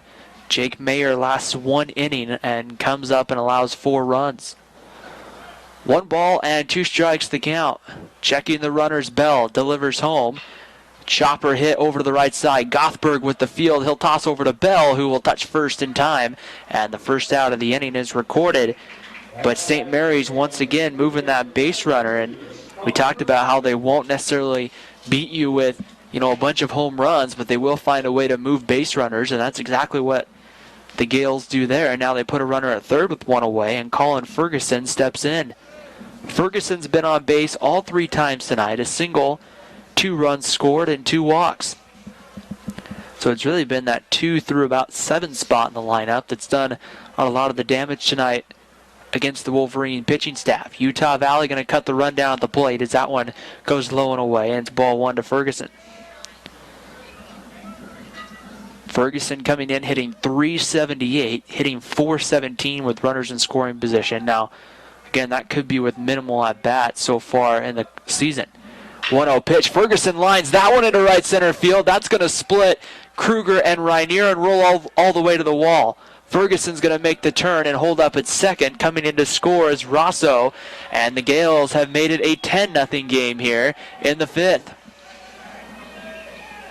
The hit parade continues tonight for St. Mary's as an RBI double here in the 5th will bring Anthony Villa to the plate. I don't know how you're going to do this now if you're Utah Valley, if you're just maybe going to have one pitcher throw each inning throughout the rest of the night, but right now, regardless of where that pitch is at, St. Mary's has found a way to split the gap. That one by Ferguson split both Kruger and Rainier. The first pitch to Anthony Villa is going to be grounded to second. Fuller bobbles it at first, picks it up, and will throw out Villa, but Ferguson moves over down to third base with 2 away, so a chance here to maybe only allow minimal damage with 2 outs, and Ian McLaughlin's going to come to the plate. McLaughlin on the night, 2 sacrifice flies with RBIs, and also went down looking on strikes. McLaughlin hitting from that left side of the plate. And the pitch comes in, breaking ball. It stays inside for a ball, 1-0. You would like to see if you could get Boyd Bell in for a couple of innings here. 1 ball and no strikes. Delivery comes home, and that one's going to stay low and away, and the count goes to 2 balls and no strikes. St. Mary's at 7-5, coming out of the West Coast Conference. They open up conference play next weekend. They'll be at Pacific. As swung on and missed, and it's 2 balls and a strike. McLaughlin took a big cut at that and came up empty. They have a couple of interesting games, including one they'll play at San Francisco University, and that game will be played at AT&T Park, home of the Giants. 2-1 pitch, a bouncing ball off of Bell's glove. It's going to roll out to second. Fuller's going to make the diving stop, but not in time, as coming in to score will be Ferguson.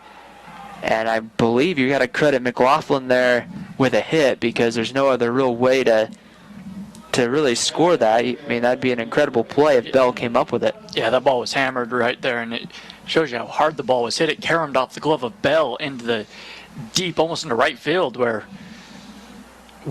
Zach Fuller had to come up with it. So 11-0 lead here for St. Mary's, as coming in to score was Ferguson, and Anthony Gonsolin comes to the plate. And the pitch is going to be low, below the knees for a ball, 1-0. Gonsolin is 2 for 3 on the night, including a 2 RBI double in the fourth. Triple in the fourth, and also singled. Gonsolin hit that ball over Seth Rainier's head, and that one's rolled over to third. Schlehuber couldn't handle it, and getting on and reaching will be Gonsolin. And so just one of those nights, and that will be ruled an error against Jordan Schlehuber.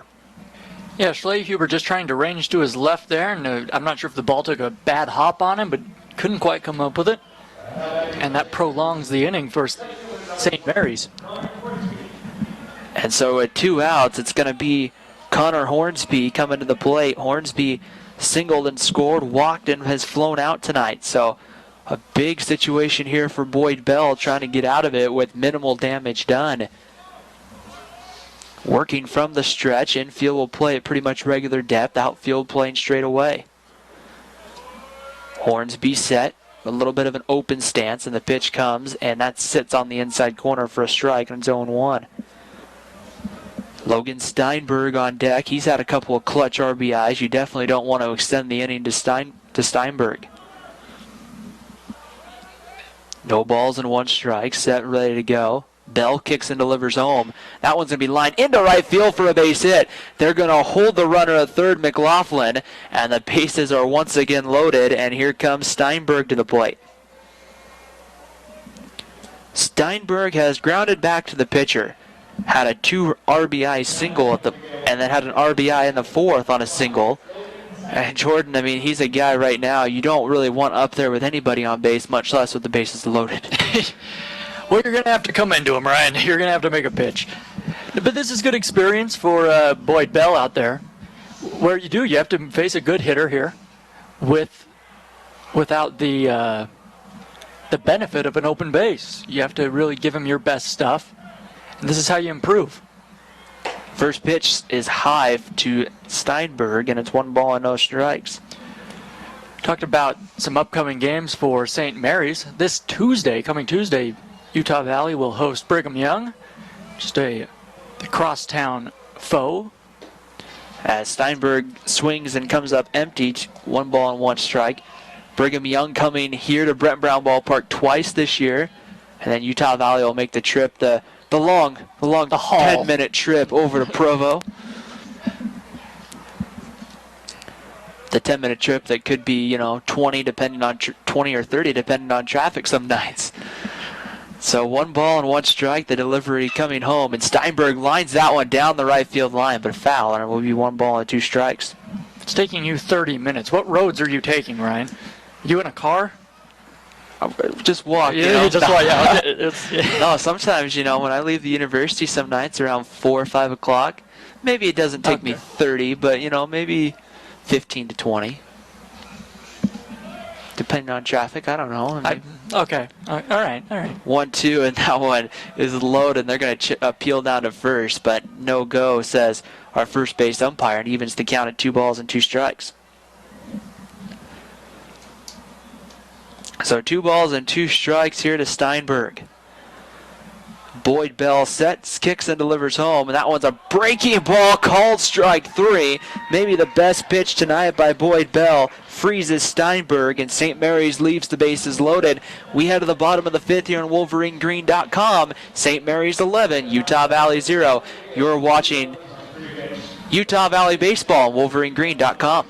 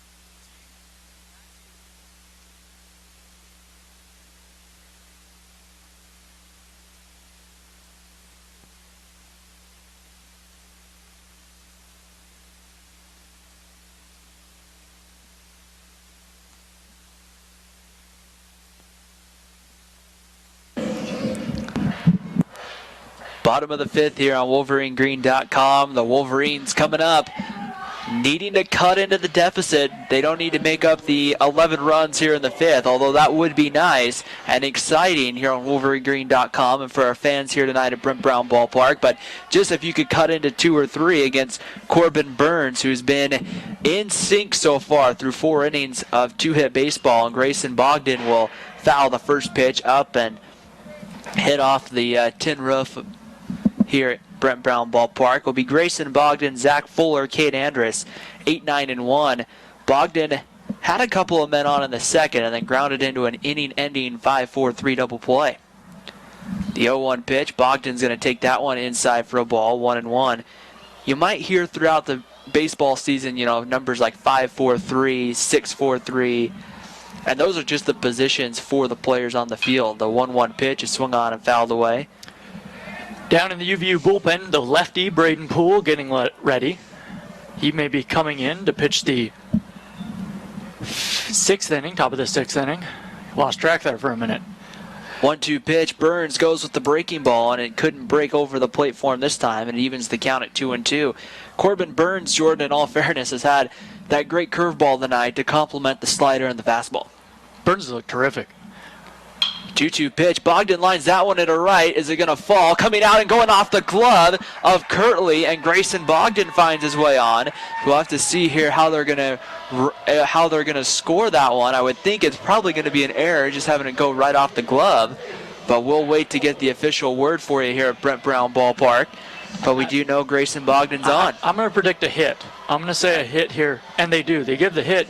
It would have been a nice play from the second baseman there, Kirtley going back and to his left, but just a little bloop off the bat of Bogdan, and hey, you get on any way you can. So Zach Fuller stands in and takes a first pitch fastball well inside for a ball, 1-0. Fuller on the night has kind of popped up. I have him popping up to the pitcher, but that might be wrong. He was lined out to the pitcher. That's right. The 1-0 pitch is lined foul down the right field line. Fuller, I beg your pardon, led off the 3rd inning and absolutely crushed a ball, but it was right at Burns, who reached out and stabbed it. It was the first pitch of the inning. He's only seen 1 pitch tonight. Now 3. 1-1 pitch, and that one misses just, low, and it makes the count 2-1. If you're Utah Valley, you'll take any low ball that you can get tonight. As you got to credit St. Mary's, they have played a very well all-around game so far. The 2-1 pitch is in there at the knees for a called strike, and it's 2-2. And Jordan, it's something that we talked about before coming on the air tonight, that Utah Valley was going to have to pitch well, they were going to have to hit well and find a way. We wondered, can they produce offense? This is a very good St. Mary's pitching staff. The 2-2 pitch and swung on and missed, strike 3. Zach Fuller down on strikes for the first out of the 5th inning. It is a good team. It is a good pitching staff. However, UVU did have chances early on in this ball game, and they did not take advantage of them. They had runners on back in the first inning, the second inning, and the third inning, and could not score any of them. So, and also the Wolverines, they walked a few hitters defensively, and the Gales made them pay, on the other hand. Cade Andrus takes a called strike on the outside corner to open up his third at-bat of the night. He had a single and then also a walk, so Andrus doing a good job at the top of the lineup, finding his way on base. And the 0-1 pitch is swung on and popped up down high into right field. Coming over is Gonsolin, who is there to make the play, and there's 2 outs. So with 2 away, Seth Rainier will stand in. Rainier back in the third, went down on strikes and really chased a pitch that Seth typically doesn't chase. So we'll see here what he can do coming into his third at-bat tonight for the Wolverines. 2 games tomorrow. The good news is for Utah Valley, if the first pitch comes in as Rainier fouls that one back, is you get an early game tomorrow. You get a 12 o'clock first pitch, so you're not going to have a lot of time to sit around and think about this one. You're going to be able to just go right back to work tomorrow, and you got a chance to have the series lead heading into that 4th game on Sunday. Absolutely. If the Wolverines cannot get some runs and make this competitive, you're right, it's not a long wait. You're back here at 9 o'clock in the morning, 8 o'clock in the morning, and you're ready to go at noon. No balls and 1 strike here to Seth Rainier. Bogdan over at first, has pretty decent speed, a big hole on the right side for Rainier, and he swings and can't come up with anything. It looks like they're going to say he kind of foul-tipped that one, and it's 0-2. I'd like to see Mark Kruger get up to bat here. He's on deck. He's struggled, as we talked about earlier, early in this season. I'd like to see him get up with a couple men on base. 0-2 pitch, and Rainier stays alive and fouls that one back off the screen. And I mean, especially when you get down in a game like this, Jordan, I mean, there's 2 things you can do. And you know, I'm used to doing high school football and high school basketball. It's always interesting seeing games like this where you can really just kind of accept it and be like, well, we're going to lose. Or you can just kind of slowly say, okay, we're losing, but let's try to have positive experiences and practice good things. And a curveball that freezes Rainier for his 2nd strikeout of the night. And that will end the 5th inning at Brent Brown Ballpark. Right now, it has been a great show put on by Corbin Burns tonight, and the St. Mary's Gales lead at 11-0 at the end of 5 complete here from Brent Brown Ballpark on WolverineGreen.com.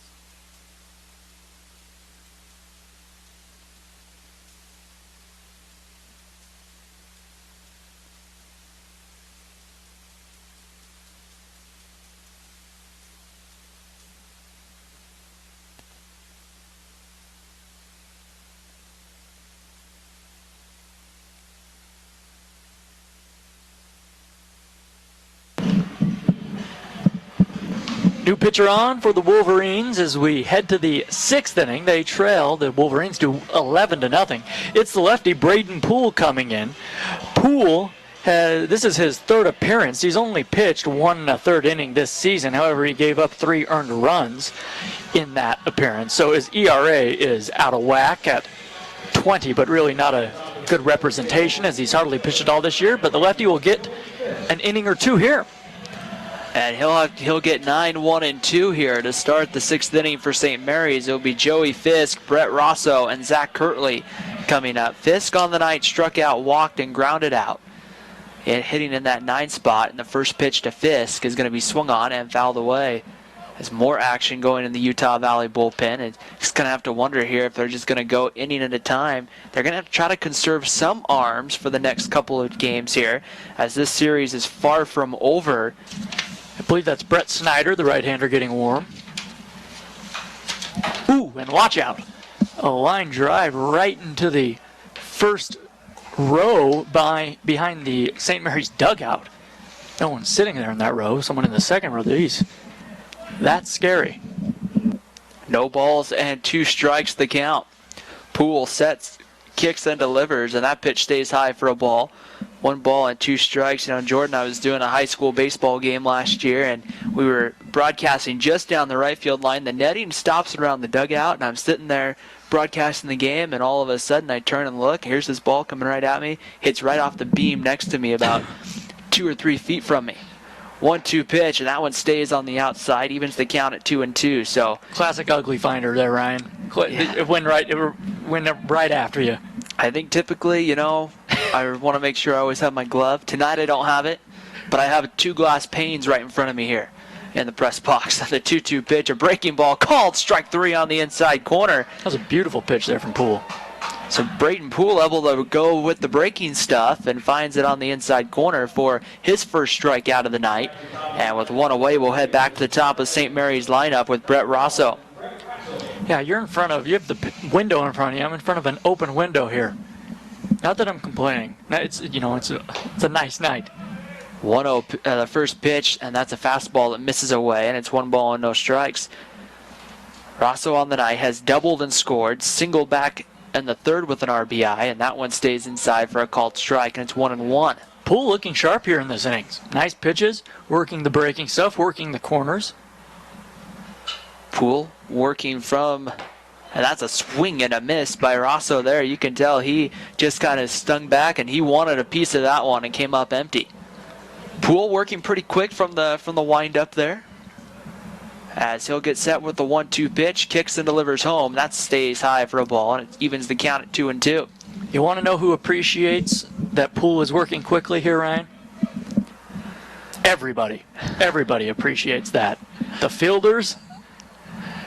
2-2 pitch, swings and fouls that one away. Especially when you're standing out there in the cold weather on a night like tonight. You want to move around a little bit.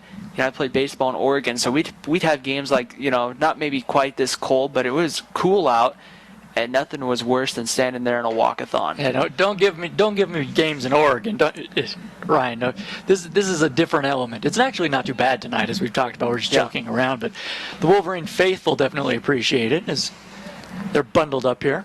3-2 pitch. That one's lined into right center field, up over Fuller, and Rosso's on here with a 1-out single here in the 6th inning. Not a bad pitch there from Poole. Rosso, it was on his hands. He got jammed, but he was able just to muscle it out over the head of the second baseman, Fuller. So a nice piece of hitting, but if you're Poole, hey, tough luck. That was not a bad pitch. Tomorrow's game, we talked about starting at noon. We'll have a couple of lefties in Game 1. Jackson Kofer against Johnny York in Game 1, starting at 12 noon here from Brown. I beg your pardon. So go ahead, Ryan. As that one stays high for a ball. 1 ball and no strikes to Zach Kirtley. I was going to just tell you, that one's I've been told it's starting at high noon. High noon, okay. Noon. We're going to have a shootout in the wild, wild west on the base of the Wasatch Mountains. The 1-0 pitch, and that one goes outside for a ball. It's 2 balls and no strikes. Of course, tonight's game, not much of a shootout, as St. Mary's is well in control here, 11-0. Busy day tomorrow of athletics here at Utah Valley University. The basketball team playing on senior night at the UCCU Center at 7 o'clock. And that one is in there at the knees. 2 balls and a strike. So probably some of the scheduling for the baseball being in the afternoon, so people can head over after that to the UCCU Center and catch that. As the WAC tournament coming up, I believe next week in Las Vegas. The 2-1 pitch in on the outside corner, and that one sits there on Kirtley, and it's 2-2.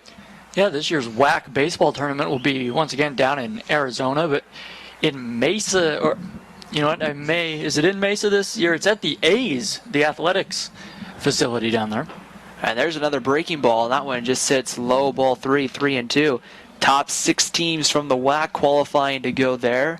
And the thing about a conference tournament is, if you're playing hot at the right time, you have a shot to really step in there and win that tournament. Utah Valley, of course, coming up 1 game short last year, as that one's grounded to third. fielded cleanly in the throw across the diamond, and there's 2 away, but St. Mary's will move Rosso over to second base, so Kirtley retired. And with 2 away, Colin Ferguson, the first baseman, coming to the plate. And you're having a night if you're Colin Ferguson that I think every hitter likes to have. You've walked and scored, you've singled and scored, walk and score again. Oh, and then you have, an RBI double and come around to score. I mean, don't know what else you could do tonight if you're Colin Ferguson. Definitely making the most of the first trip to Utah this year for St. Mary's. A lefty-lefty matchup here, though. Ferguson has not seen that tonight. And Poole kicks and delivers home a breaking ball that just sits right inside on Ferguson and broke at the last second right over the middle of the plate, and it's no balls and a strike. Yeah, it almost looks like it starts behind Ferguson, and he kind of stands up straight there and then just breaks right into the strike zone. A beautiful pitch there from Poole. No balls and a strike. Poole checks the runner at second, kicks and delivers home another breaking ball, and that one sits again on the inside corner.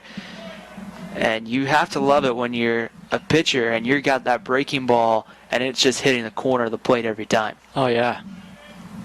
Ferguson, again, same reaction. It's starting out behind me and then cutting last second in. 0-2 pitch, another one. Ferguson hits that one to center. Rainier going back on the warning track, reaches up and makes the grab. And the 6th inning for St. Mary's comes to an end. So Braden Poole comes in and kind of puts some water on the fire. If you're St. Mary's, we head to the bottom of the 6th. It's the Gales 11, Wolverine 0. You're watching Utah Valley University Baseball on WolverineGreen.com.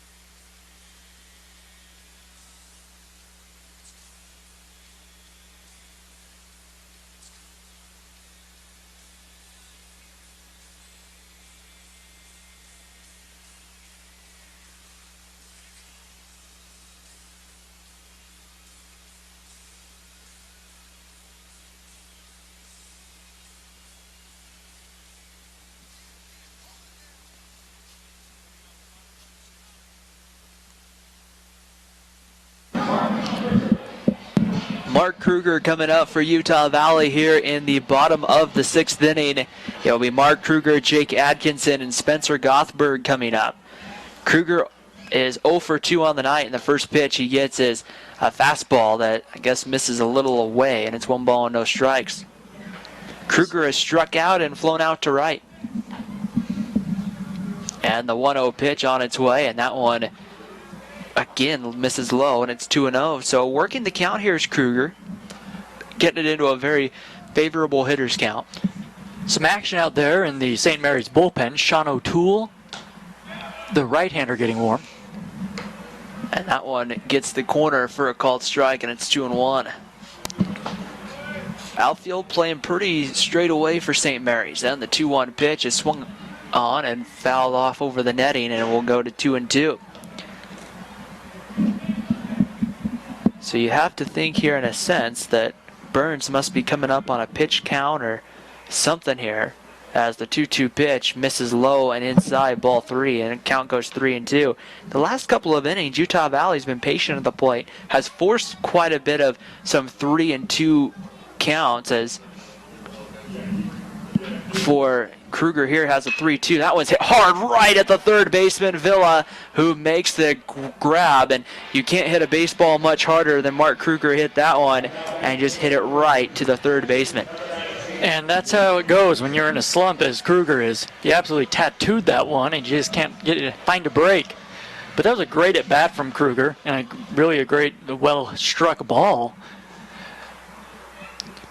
As Jake Atkinson swings at the first pitch and comes up empty, 0-1.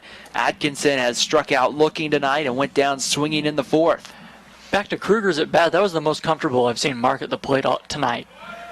As Atkinson once again swings and misses, and it's 0-2. You have to, early on in the season, especially kind of maybe getting used to it. But, I mean, at the college level, when you've had winter workouts, but it's different when you step in. You're facing a live pitcher in the regular season. 0-2 pitch, Atkinson fouls that one back, and it's 0-2. You face your own pitchers in live BP and things like that, but all of a sudden that adrenaline goes to a whole new level when someone's wearing another jersey and wants to definitely strike you out. The 0-2 pitch. At the breaking ball that freezes Atkinson for the third time tonight. Atkinson will go down on strikes, and there's 2 outs here in the 6th inning for first baseman Spencer Gothberg. Yeah, this will be a night Atkinson won't really want to remember from the plate standpoint. The golden sombrero. And definitely a night where you're going to look back, you're going to want to forget, have a quick memory, and the first pitch is low and away for a ball to Spencer Gothberg. Gothberg singled, was able to steal a base, and struck out in the 4th. You have to kind of wonder, there's 2 ways you can play that. You can not play the kid the next day, but you would think as the fastball comes on the outside corner, 1-1, you think the good approach probably be throw him back out there tomorrow and say, okay, forget about it and move on. Oh, yeah, you have a tough night. It is what it is. And Burns is throwing great pitches right now. Gothberg fouls that one away, back onto Wolverine Way. There's a street that lines the ballpark that takes you back around to the backside, and want to say the backside of the Utah Valley University campus. And the 1-2 pitch on its way, a breaking ball that goes in behind Gothberg as he just kind of ducks out of the way and lets the pitch go to the backstop, and will get set for a 2-ball, 2-strike count. Now, these are good games for the Wolverines to get prepared for conference play. Seeing some good teams. They'll head up to Creighton after their midweek matchup with BYU next weekend. The 2-2 pitch, Gothberg pops that one up on the infield. Ferguson coming over, he's going to make the catch in foul ground, and that will end the 6th inning. So UVU goes 1-2-3 in the 6th, end of 6th complete. It's St. Mary's 11, Utah Valley 0 here on WolverineGreen.com.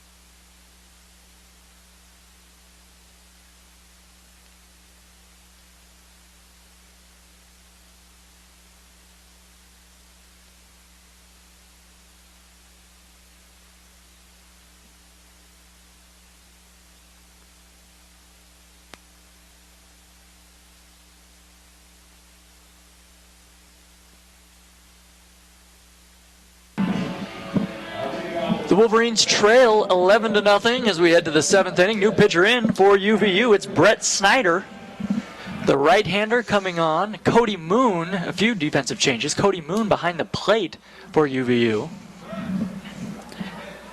As Anthony Villa steps in and takes ball 1 ball and no strikes. Andy Perkins, it looks like, also came in left field as announced, as Snyder delivers the 0-1 pitch, and Villa puts that one past the diving first baseman Gothberg into right field. So a leadoff single here in the 7th, and Villa's on for the 4th time tonight. And Brett Snyder, welcome to the official record books as he gives up that hit. It's Snyder's first collegiate appearance, and so he's just getting his feet wet out there. The freshman from Alta High School, from out of Sandy, Utah. The tall right-hander, 6'7", 200 pounds. So a few defensive changes here, and we'll get the spot in the batting order for you in the bottom of the 7th inning. We're assuming just straight changes, but we'll get those as we go. And the pitch comes in. That one's popped up and fouled away there by Ian McLaughlin. McLaughlin on the night has an RBI single, a sacrifice fly, and 2 sacrifice flies, so a 3 RBI night for Ian McLaughlin tonight to also go with a strikeout, but I think he'll trade the 1 strikeout for the 3 RBIs. No balls and a strike. The pickoff move. Schneider throws that one over, and back diving is Villa.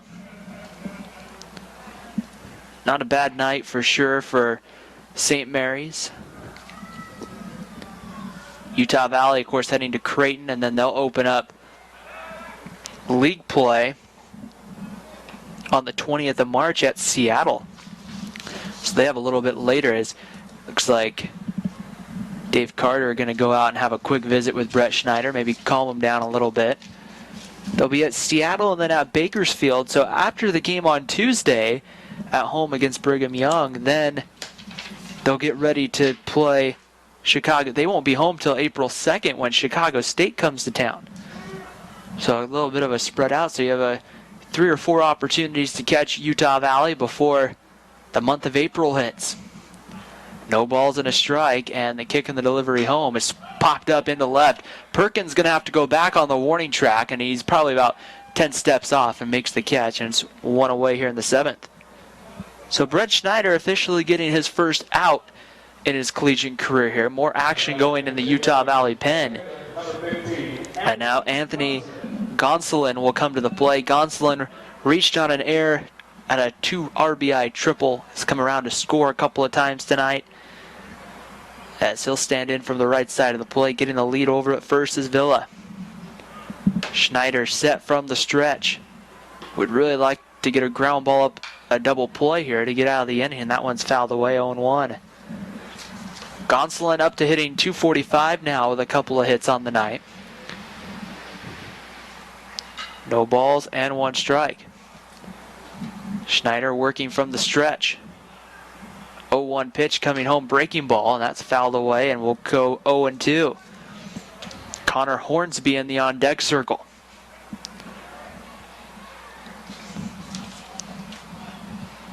Getting the lead over at first. Villa gets about 4 steps. Not a huge lead at first.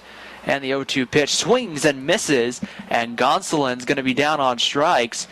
And so the first strikeout for Brett Schneider tonight, and there's 2 away. First strikeout for Brett Schneider for his collegiate career. So not a bad night. The Utah Valley bullpens kind of come in here and, maybe kind of settled things in a little bit. That would be very good. And I mean, obviously using a lot of arms, but only throwing them an inning. You'll have them again probably tomorrow into Sunday. So 2 outs, and stepping in is going to be Hornsby, and the first pitch is away for a ball. 1 ball and no strikes to Connor Hornsby. Hornsby singled twice tonight, scored once.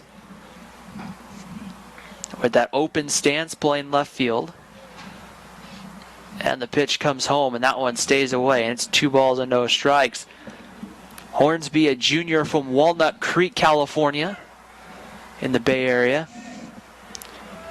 2 balls and no strikes. Schneider working from the stretch. Infield playing at regular depth here with 2 away. And the 2-0 pitch, and that one stays inside ball 3, and the count goes to 3 balls and no strikes on Hornsby with Logan Steinberg in the on-deck circle. 3 balls and no strikes the count. Working from the stretch, Schneider kicks and delivers home, and that's a fastball that just catches the outside corner, and it's a 3 balls and 1 strike count. Schneider looking to get the final out of his first collegiate inning.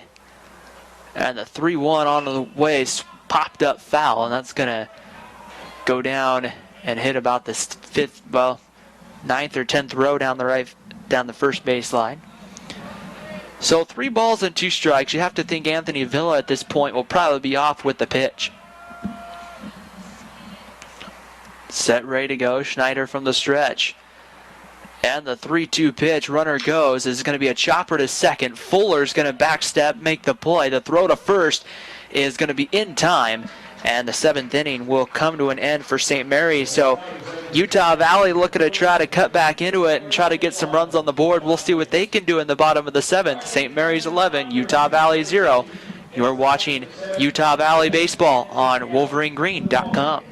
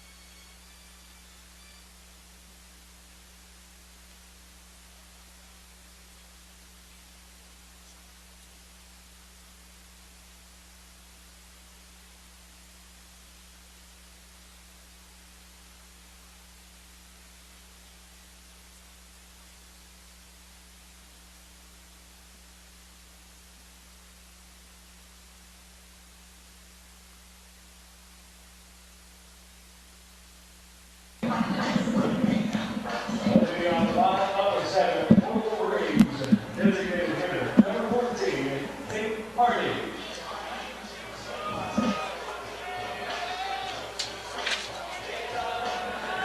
New pitcher for St. Mary's. It's going to be Sean O'Toole coming in. The right-hander, the book has been closed on Corbin Burns tonight. And a great outing for him. And O'Toole will face Tate Harding, who swings and comes up empty on his first fastball. And it's no balls and a strike. And quickly going out to have a visit will be McLaughlin here. O'Toole coming in out of the bullpen. On the year, O'Toole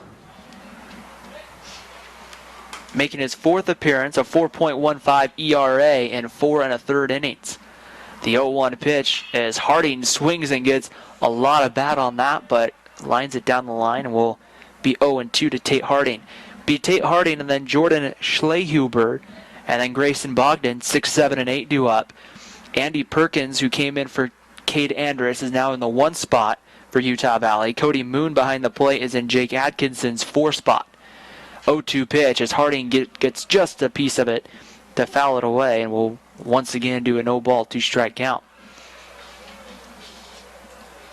Also some defensive changes here as Austin Piscotti, number 8's come in at short. Matt Toscano's come in center for Fisk. So a chance with a game here with the score to get some of your younger players in as Tate Harding swings and misses and goes down on strikes for the first time tonight. And now it's going to be Jordan Schlehuber coming to the plate. So Schlehuber on the night is 0 for 2. Has grounded out to second and flown out to left, hitting 158 on the season. He's 6 for his first 38. And the first pitch on its way is going to be outside for a ball, 1-0. So a slow start for some of these Wolverines, but it'd be good to see them here in the series against St. Mary's, get those bats going before heading to Creighton. That one's a bouncing ball hit up the middle, fielded cleanly by Kirtley. His throw to first in time. There's 2 away here in the 7th. And Grayson Bogdan, number 1, will come to the plate. Bogdan grounded into a double play and then came up with a single back in the 5th on a pop-up that went into right field. And Zach Kirtley did a nice job of getting there, but just went off his glove. But Kirtley did have a long run there, and they gave Bogdan a hit. So Bogdan 1 for 2 tonight. Another one of those Wolverines. It's typically a pretty good hitter, and I said it a lot last year that I didn't really see Grayson Bogdan ever really have a bad at-bat. He just kind of always took his pitches and maybe didn't always get on base because you're not going to do that as a baseball player, but The 1-0 pitch bounces in there for a ball, and it's 2-0. But what he did do is he always came in, always worked the count, always saw a lot of pitches and would move that runner and do the little things that make a good baseball player.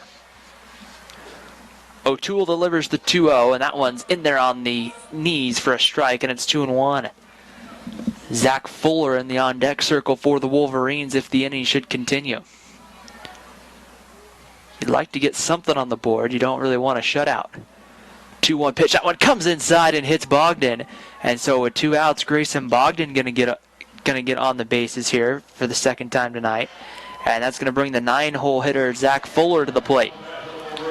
Fuller went down swinging and hit maybe one of the hardest balls. I would say put it second to Mark Kruger's, right back to the pitcher. And a great stop by Corbin Burns as he was just right there to make this, just to put his hand out there and make the play.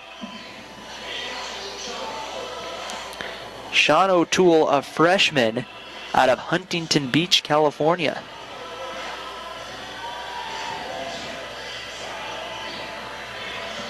O'Toole working here from the stretch with Bogdan over at first, and the pitch comes in and gets in there at the knees for a called strike to Fuller. Fuller, a sophomore out of Kaysville, Utah, and Davis High School. 0-1 pitch.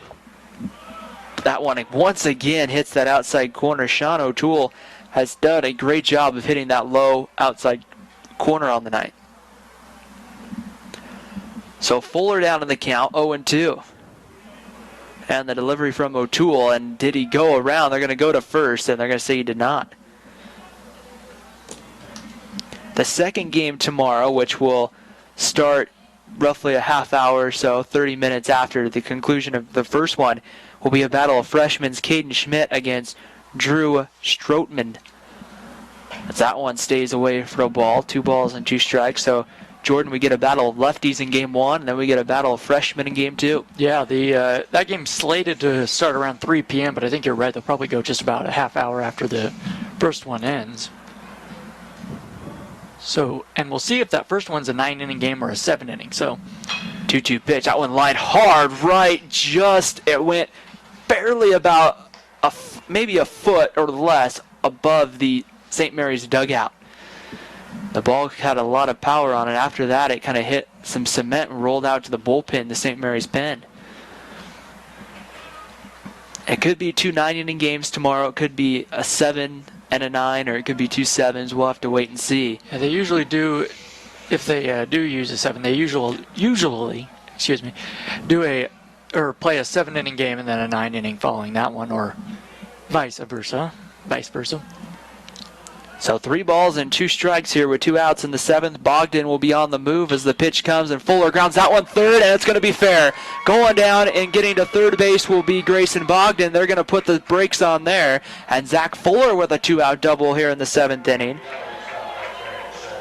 So a nice piece of hitting there just to keep that one fair by Zach Fuller. And now you go back to the top of the lineup, and that's going to bring up Andy Perkins, the freshman from Spanish Fork, Utah, and Spanish Fork High School, will come up here hitting from the left side of the plate. We're going to have a time called here.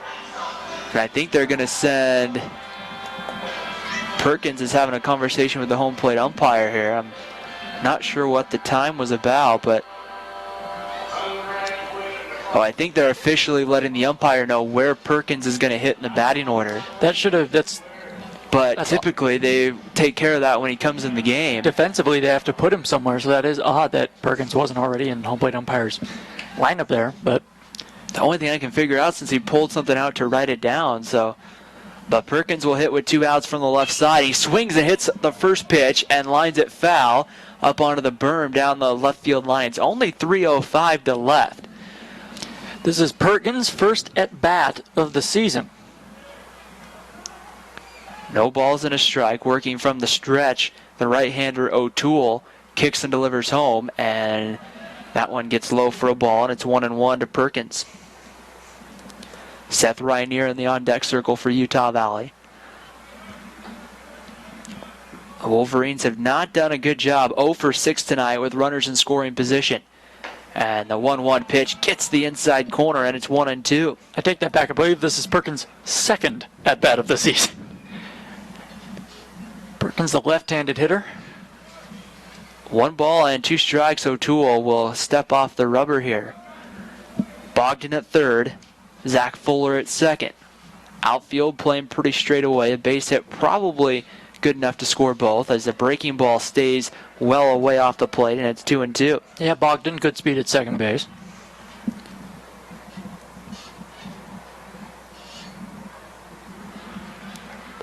Two balls and 2 strikes. O'Toole set from the stretch.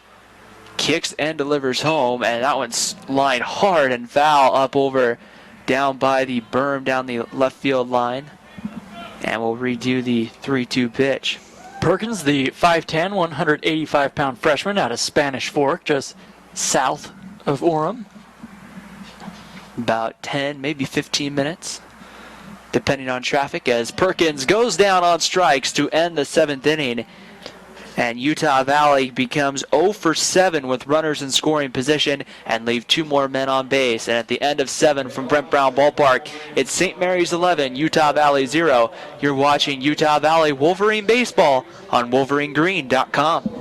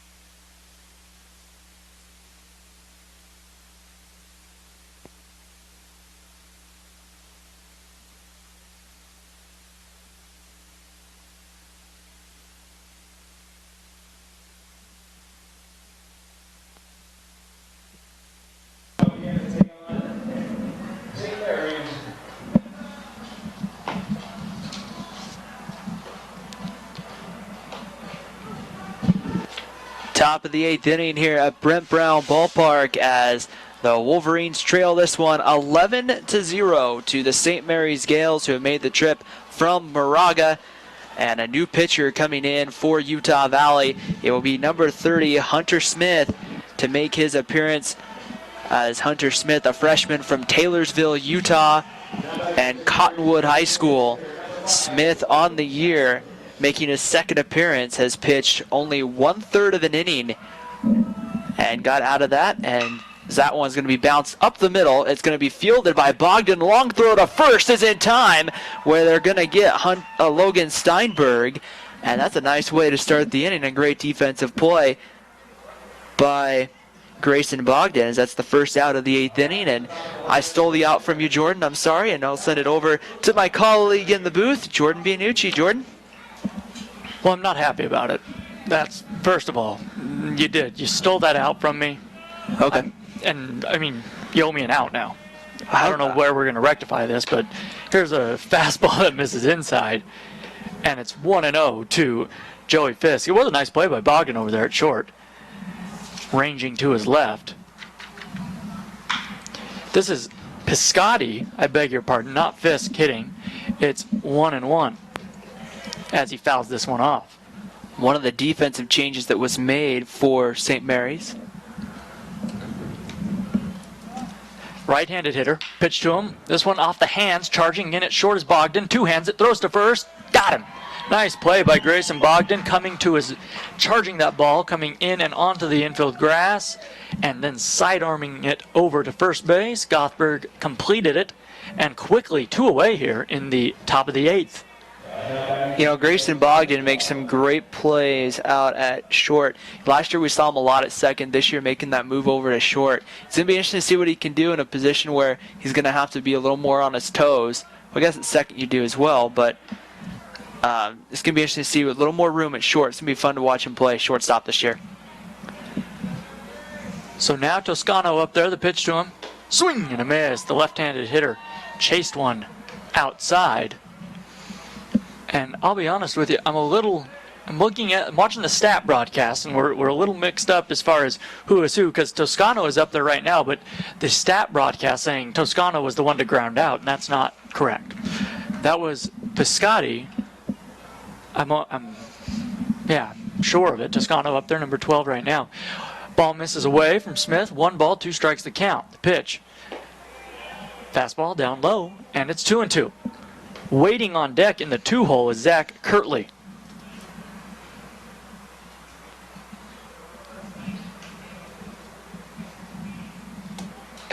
Fastball misses up and in. Backing away from it was Toscano. And the count is full. Game time tomorrow. We've mentioned it a few times. Noon. First pitch of a doubleheader. Swing and a miss. He struck him out. And the top of the 8th is over. Nice job by Hunter Smith coming in. So we head to the bottom of the 8th. No hits, no runs, nobody left for the Gales. The Wolverines have the work cut out for them. They trail 11-0. You're listening to Wolverine Baseball on WolverineGreen.com.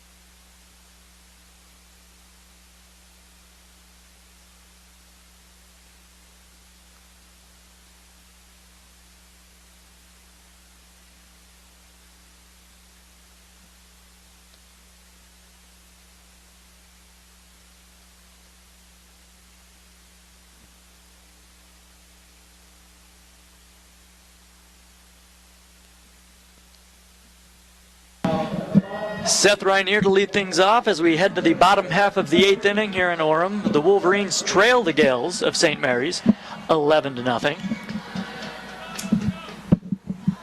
Reinier in the 2-hole, struck out looking in his last at bat. Pitch, fastball up and in. 1 ball, no strikes. Sean O'Toole, the right-hander, on the mound. After Corbin Burns was brilliant tonight, limiting the Wolverines to just 3 hits. No runs. Check swing. He did not go around, says Pancho Flores, the first base umpire. 2-0. Mark Kruger waits on deck. That one swung on and fouled off behind us, and the count is 2-1. Reinier tonight 0 for 3. Popped up in the first, struck out in the third, and struck out looking in the 5th. 2-1 pitch. That one swung on and fouled back again over the rooftop and out of the ballpark. 2-2. Now, Ryan, you tell me what's going on down in the Wolverine bullpen. I see one man in a jacket laying down. I'm hoping he's stretching. No, he hurt us. Now he's up. He's up. 2-2 pitch. You spooked him, Jordan. I spooked the breaking ball misses up high, and the count is full to Reinier. Haven't you ever heard it's not nice to interrupt a man's nap, you know? Spooked him. 3-2 pitch. Reinier takes ball low and away, and he reaches. So a leadoff walk for the Wolverines. Just trying to get anything going here in the 8th inning. Begin with Mark Kruger to come to the plate. It'd be nice to get Mark, get a positive at bat. He's had a couple of them. I mean, he had a hard ball in the 6th. If you hit the ball that hard, you're gonna get a hit probably 9 times out of 10. As long as it's not right at somebody. Unfortunately, Mark's last at bat, ball was hit hard, but it was just hit right at Villa at third. Yeah, he scorched one, line drive right at him. Fastball, strike 1, right there on the outside corner from O'Toole. Kruger, the tall left-handed hitter, no batting gloves, left wrist taped up,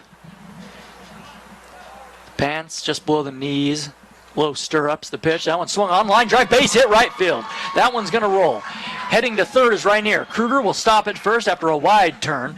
Fielding it near the line is Gonsolin. He'll relay it in. And there are runners at the corners, nobody out. And you mentioned it, Ryan. That's a great at-bat for Kruger just to get something going. Only hitting 162. That's his 7th hit this season. So just get hot. Kruger's a guy who, a lot of people throughout the WAC, pegged as one of the top players in the WAC, got a couple of national kind of recognitions as well. He's a great hitter, but you got to get going. And the thing is, if you're St. Mary's, he's a hitter. You don't want to get going here in this series. Yeah, you don't want to wake him up. Here is Cody Moon, his first at bat of the night. He's 1 for 2 on the season. Only been up there a couple times. That one missing down low. It's 1-0. Moon has been here at Utah Valley for a while in one capacity or another. 1-0 pitch. Missed maybe a bit low. Good pitch, though. Looked pretty good from up here. 2-0 to Moon. But Moon has not played a whole lot. And he's finally getting that chance tonight. 2-0 pitch. Swung on, ground ball, right side, base hit. And the Wolverines will get a run. An RBI for Cody Moon. And that ought to feel good. Cody Moon 2 for 3 this season. Coming in to score is Rainier. Just a ground ball through the right side. And now Mark Kruger's at second, so 2 men on, and here is Spencer Gothberg. And, really for Utah Valley, at this point, you want to cut into that lead as best you can. Let's say worst case scenario, you don't get the 10 runs back that you're down right now. You're at least going to build on good habits and good confidence for tomorrow. It's one game, you have a chance to put it behind you and win 2 tomorrow. You bet. Ground ball right off the pitcher's mound. A little candy hop to second, taking him himself is Kirtley. Go to first. Double play. So Kruger will advance to third, but tough break for Gothberg. It was a ground ball that just took a tailor-made, beautiful bounce right to Kirtley, an unassisted double play there. And that just really kind of sums up the night for St. Mary's. They've had every bounce, kind of everything's gone their way exactly when they've needed to go their way. There's just some nights when you're going to have that, as we see Craig Brinkerhoff come in to pinch hit here in the 8th. So here's Brinkerhoff hitting for Harding in the 6th spot. Imagine he's taking over or pinch hitting for the designated hitter here. Fastball, swing and a miss. Brinkerhoff behind that one, and it's 0-1. If he could have just made connection with that one might have been heading out towards that NCAA sign out there in left center field. Brinkerhoff would have just squared up on that. Would have been going for a while. It's tough here to come off the bench in the 8th inning after watching for 3.5 hours on a cool night. 0-1 pitch, swing and a chopper. On the first base side, jumping up and snagging it is Ferguson. He'll take it himself to the first base bag, and the inning is over. So Brinkerhoff, a ground out, but the Wolverines do get a run. They trail it by 10 runs as we head to the top of the 9th. St. Mary's 11, the Wolverines 1. You're listening to Utah Valley Baseball on WolverineGreen.com.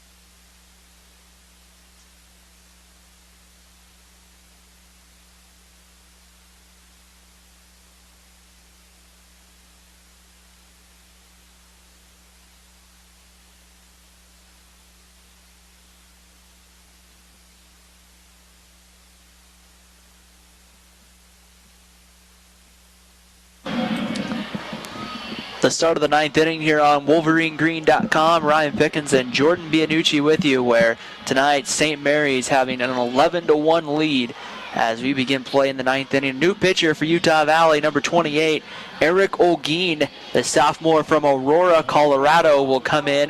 Olguin's making his first appearance of the 2015 season. Pitched a little bit last year for Utah Valley, as last year appearing in 20 games with a 7.41 ERA in 17 innings. He is facing Kirtley. Fastball misses low and away at 86. 1 ball, no strikes. Tonight, Zach Kirtley is 1 for 3. He doubled and scored back in the 4th inning. In fact, he was the first run to score in this game back in the 1st after he walked. That one lifted into right field. Coming over and to his left is Kruger. He makes the grab, and there's quickly 1 away in the 9th. You got to credit, the way the Utah Valley bullpens come in, it just kind of, one of the common terms would be let's bullpen it tonight and just pitch everyone out of our bullpen for an inning. But you think of the job they've done, really the 6th inning on, and even those 2 runs that St. Mary's got in the 5th, they've kept those bats pretty quiet through the second part of the game. Here's Colin Ferguson. He takes a ball down low. Ferguson has scored 3 runs tonight and had an RBI double back in the 5th inning. It's a messy scorebook on the St. Mary's end side of it. That one lifted high into center field. Settling under it is Rainier. Coming to his right, makes the grab, and there are 2 away. So Eric Olguin quickly 2 outs for him. And here's Anthony Villa. In the 9th, for UVU, it'll be the bottom of the order. It'll be Schlehuber, Grayson Bogdan, and Zach Fuller. 7, 8, 9. The Wolverines trail 11-1 in this game. The pitch, fastball on the outside corner, strike 1 to Villa.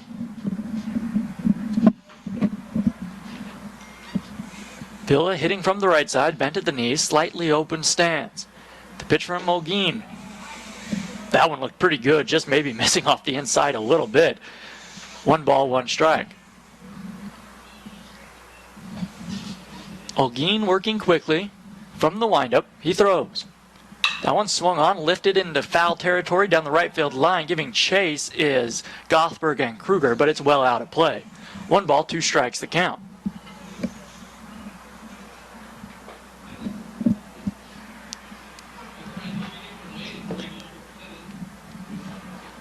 Chase Castleberry getting some work down in the bullpen for UVU. 1 ball, 2 strikes. The pitch from Olguin. Swing and a miss. He got him. And a great inning for Eric Olguin. He looked very sharp. And the inning is over. So 3 up, 3 down for St. Mary's. Last chance for the Wolverines. They trail 11-1. We head to the bottom of the 9th here on WolverineGreen.com. You're listening to Utah Valley Baseball.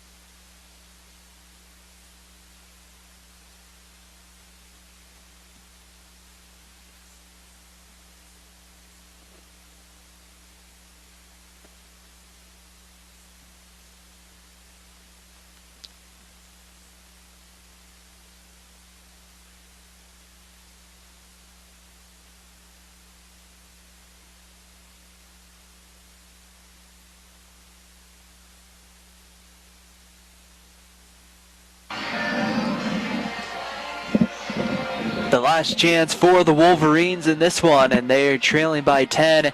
St. Mary's will make a call to the bullpen here and bring in number 38, Joseph Mercado, a 5'11 freshman from Cypress, California. Mercado on the gear, making his 2nd appearance, has thrown 2/3 of an inning, allowed 1 hit. And Jordan right now, Utah Valley has their work cut out for them here, as they need some runs, and they need some runs fast. And you got to think, if you're the Wolverines, you got to approach it by just getting men on base and then let what will happen. So here is Schlehuber. Mercado, the southpaw, delivers. Fastball swung on and fouled off to the right side, and it's 0-1 to Schlehuber. Tonight, Jordan 0 for 3 from the plate. At the plate. We're just getting into the swing of things. We're just working some rust off tonight. It's basically our spring training right now, as the ball misses high and away. It's kind of interesting. The players get 3 weeks, 4 weeks of practice. We're told, hey, there's a game Friday, go. Yep, we're gamers. Well, you know what? We're not complaining. 1-2 pitch. I think that's pretty much all I've done tonight is actually complain a little bit. I'm used to working hard. I'm used to doing football and basketball. It's nice after being indoors, just be outside or relatively outside. Yeah, 1-2 pitch is grounded to shortstop. Piscotti comes up with it, throws to first, and there's one away. It's a nice routine play there by Piscotti at short, just to make a nice play. Throw a little low, but great job by Ferguson at first to pick it out of the dirt. So that'll bring up Grayson Bogdan. Bogdan reached base in the 5th after singling, and in the 7th he was hit by a pitch. Right-handed hitter facing the lefty. 1 out, nobody on. The pitch. Down and in. Ball misses.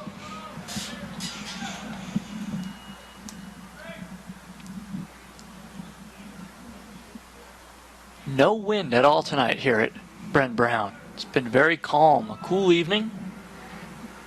The pitch to Bogdan. That one fouled back to the screen. Bogdan on that one, and it's 1-1.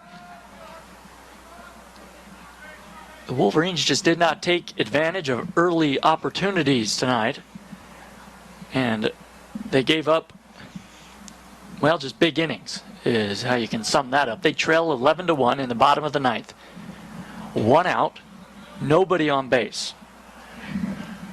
I mean, when you think of it, whenever you leave 8 men on base, I'm sure we'll talk about that a little bit in the post-game show, but when you leave 8 men on base throughout the course of the game, it's going to come back to hurt you. And one big stat is 1 for 10 with runners in scoring position, 3 for 17 with runners on base. So just a tough night offensively. That'll get you. That ball swung on and fouled back onto the rooftop. 1-2 pitch on the way. Breaking ball, chopped foul down the right field line, and we'll do it again. On deck for UVU is Jake Marvos. He's coming out in place of Zach Fuller, right-handed hitter. Bogdan up there now, though, battling. 1 ball, 2 strikes to the UVU shortstop. The pitch. Curveball swung on, ground ball up the middle. Chopper coming into backhanded to the second baseman behind the second base bag. Curley throws to first. They got him! And the Wolverine faithful not happy about the call. They thought Bogdan was there, but he's out, says Pancho Flores.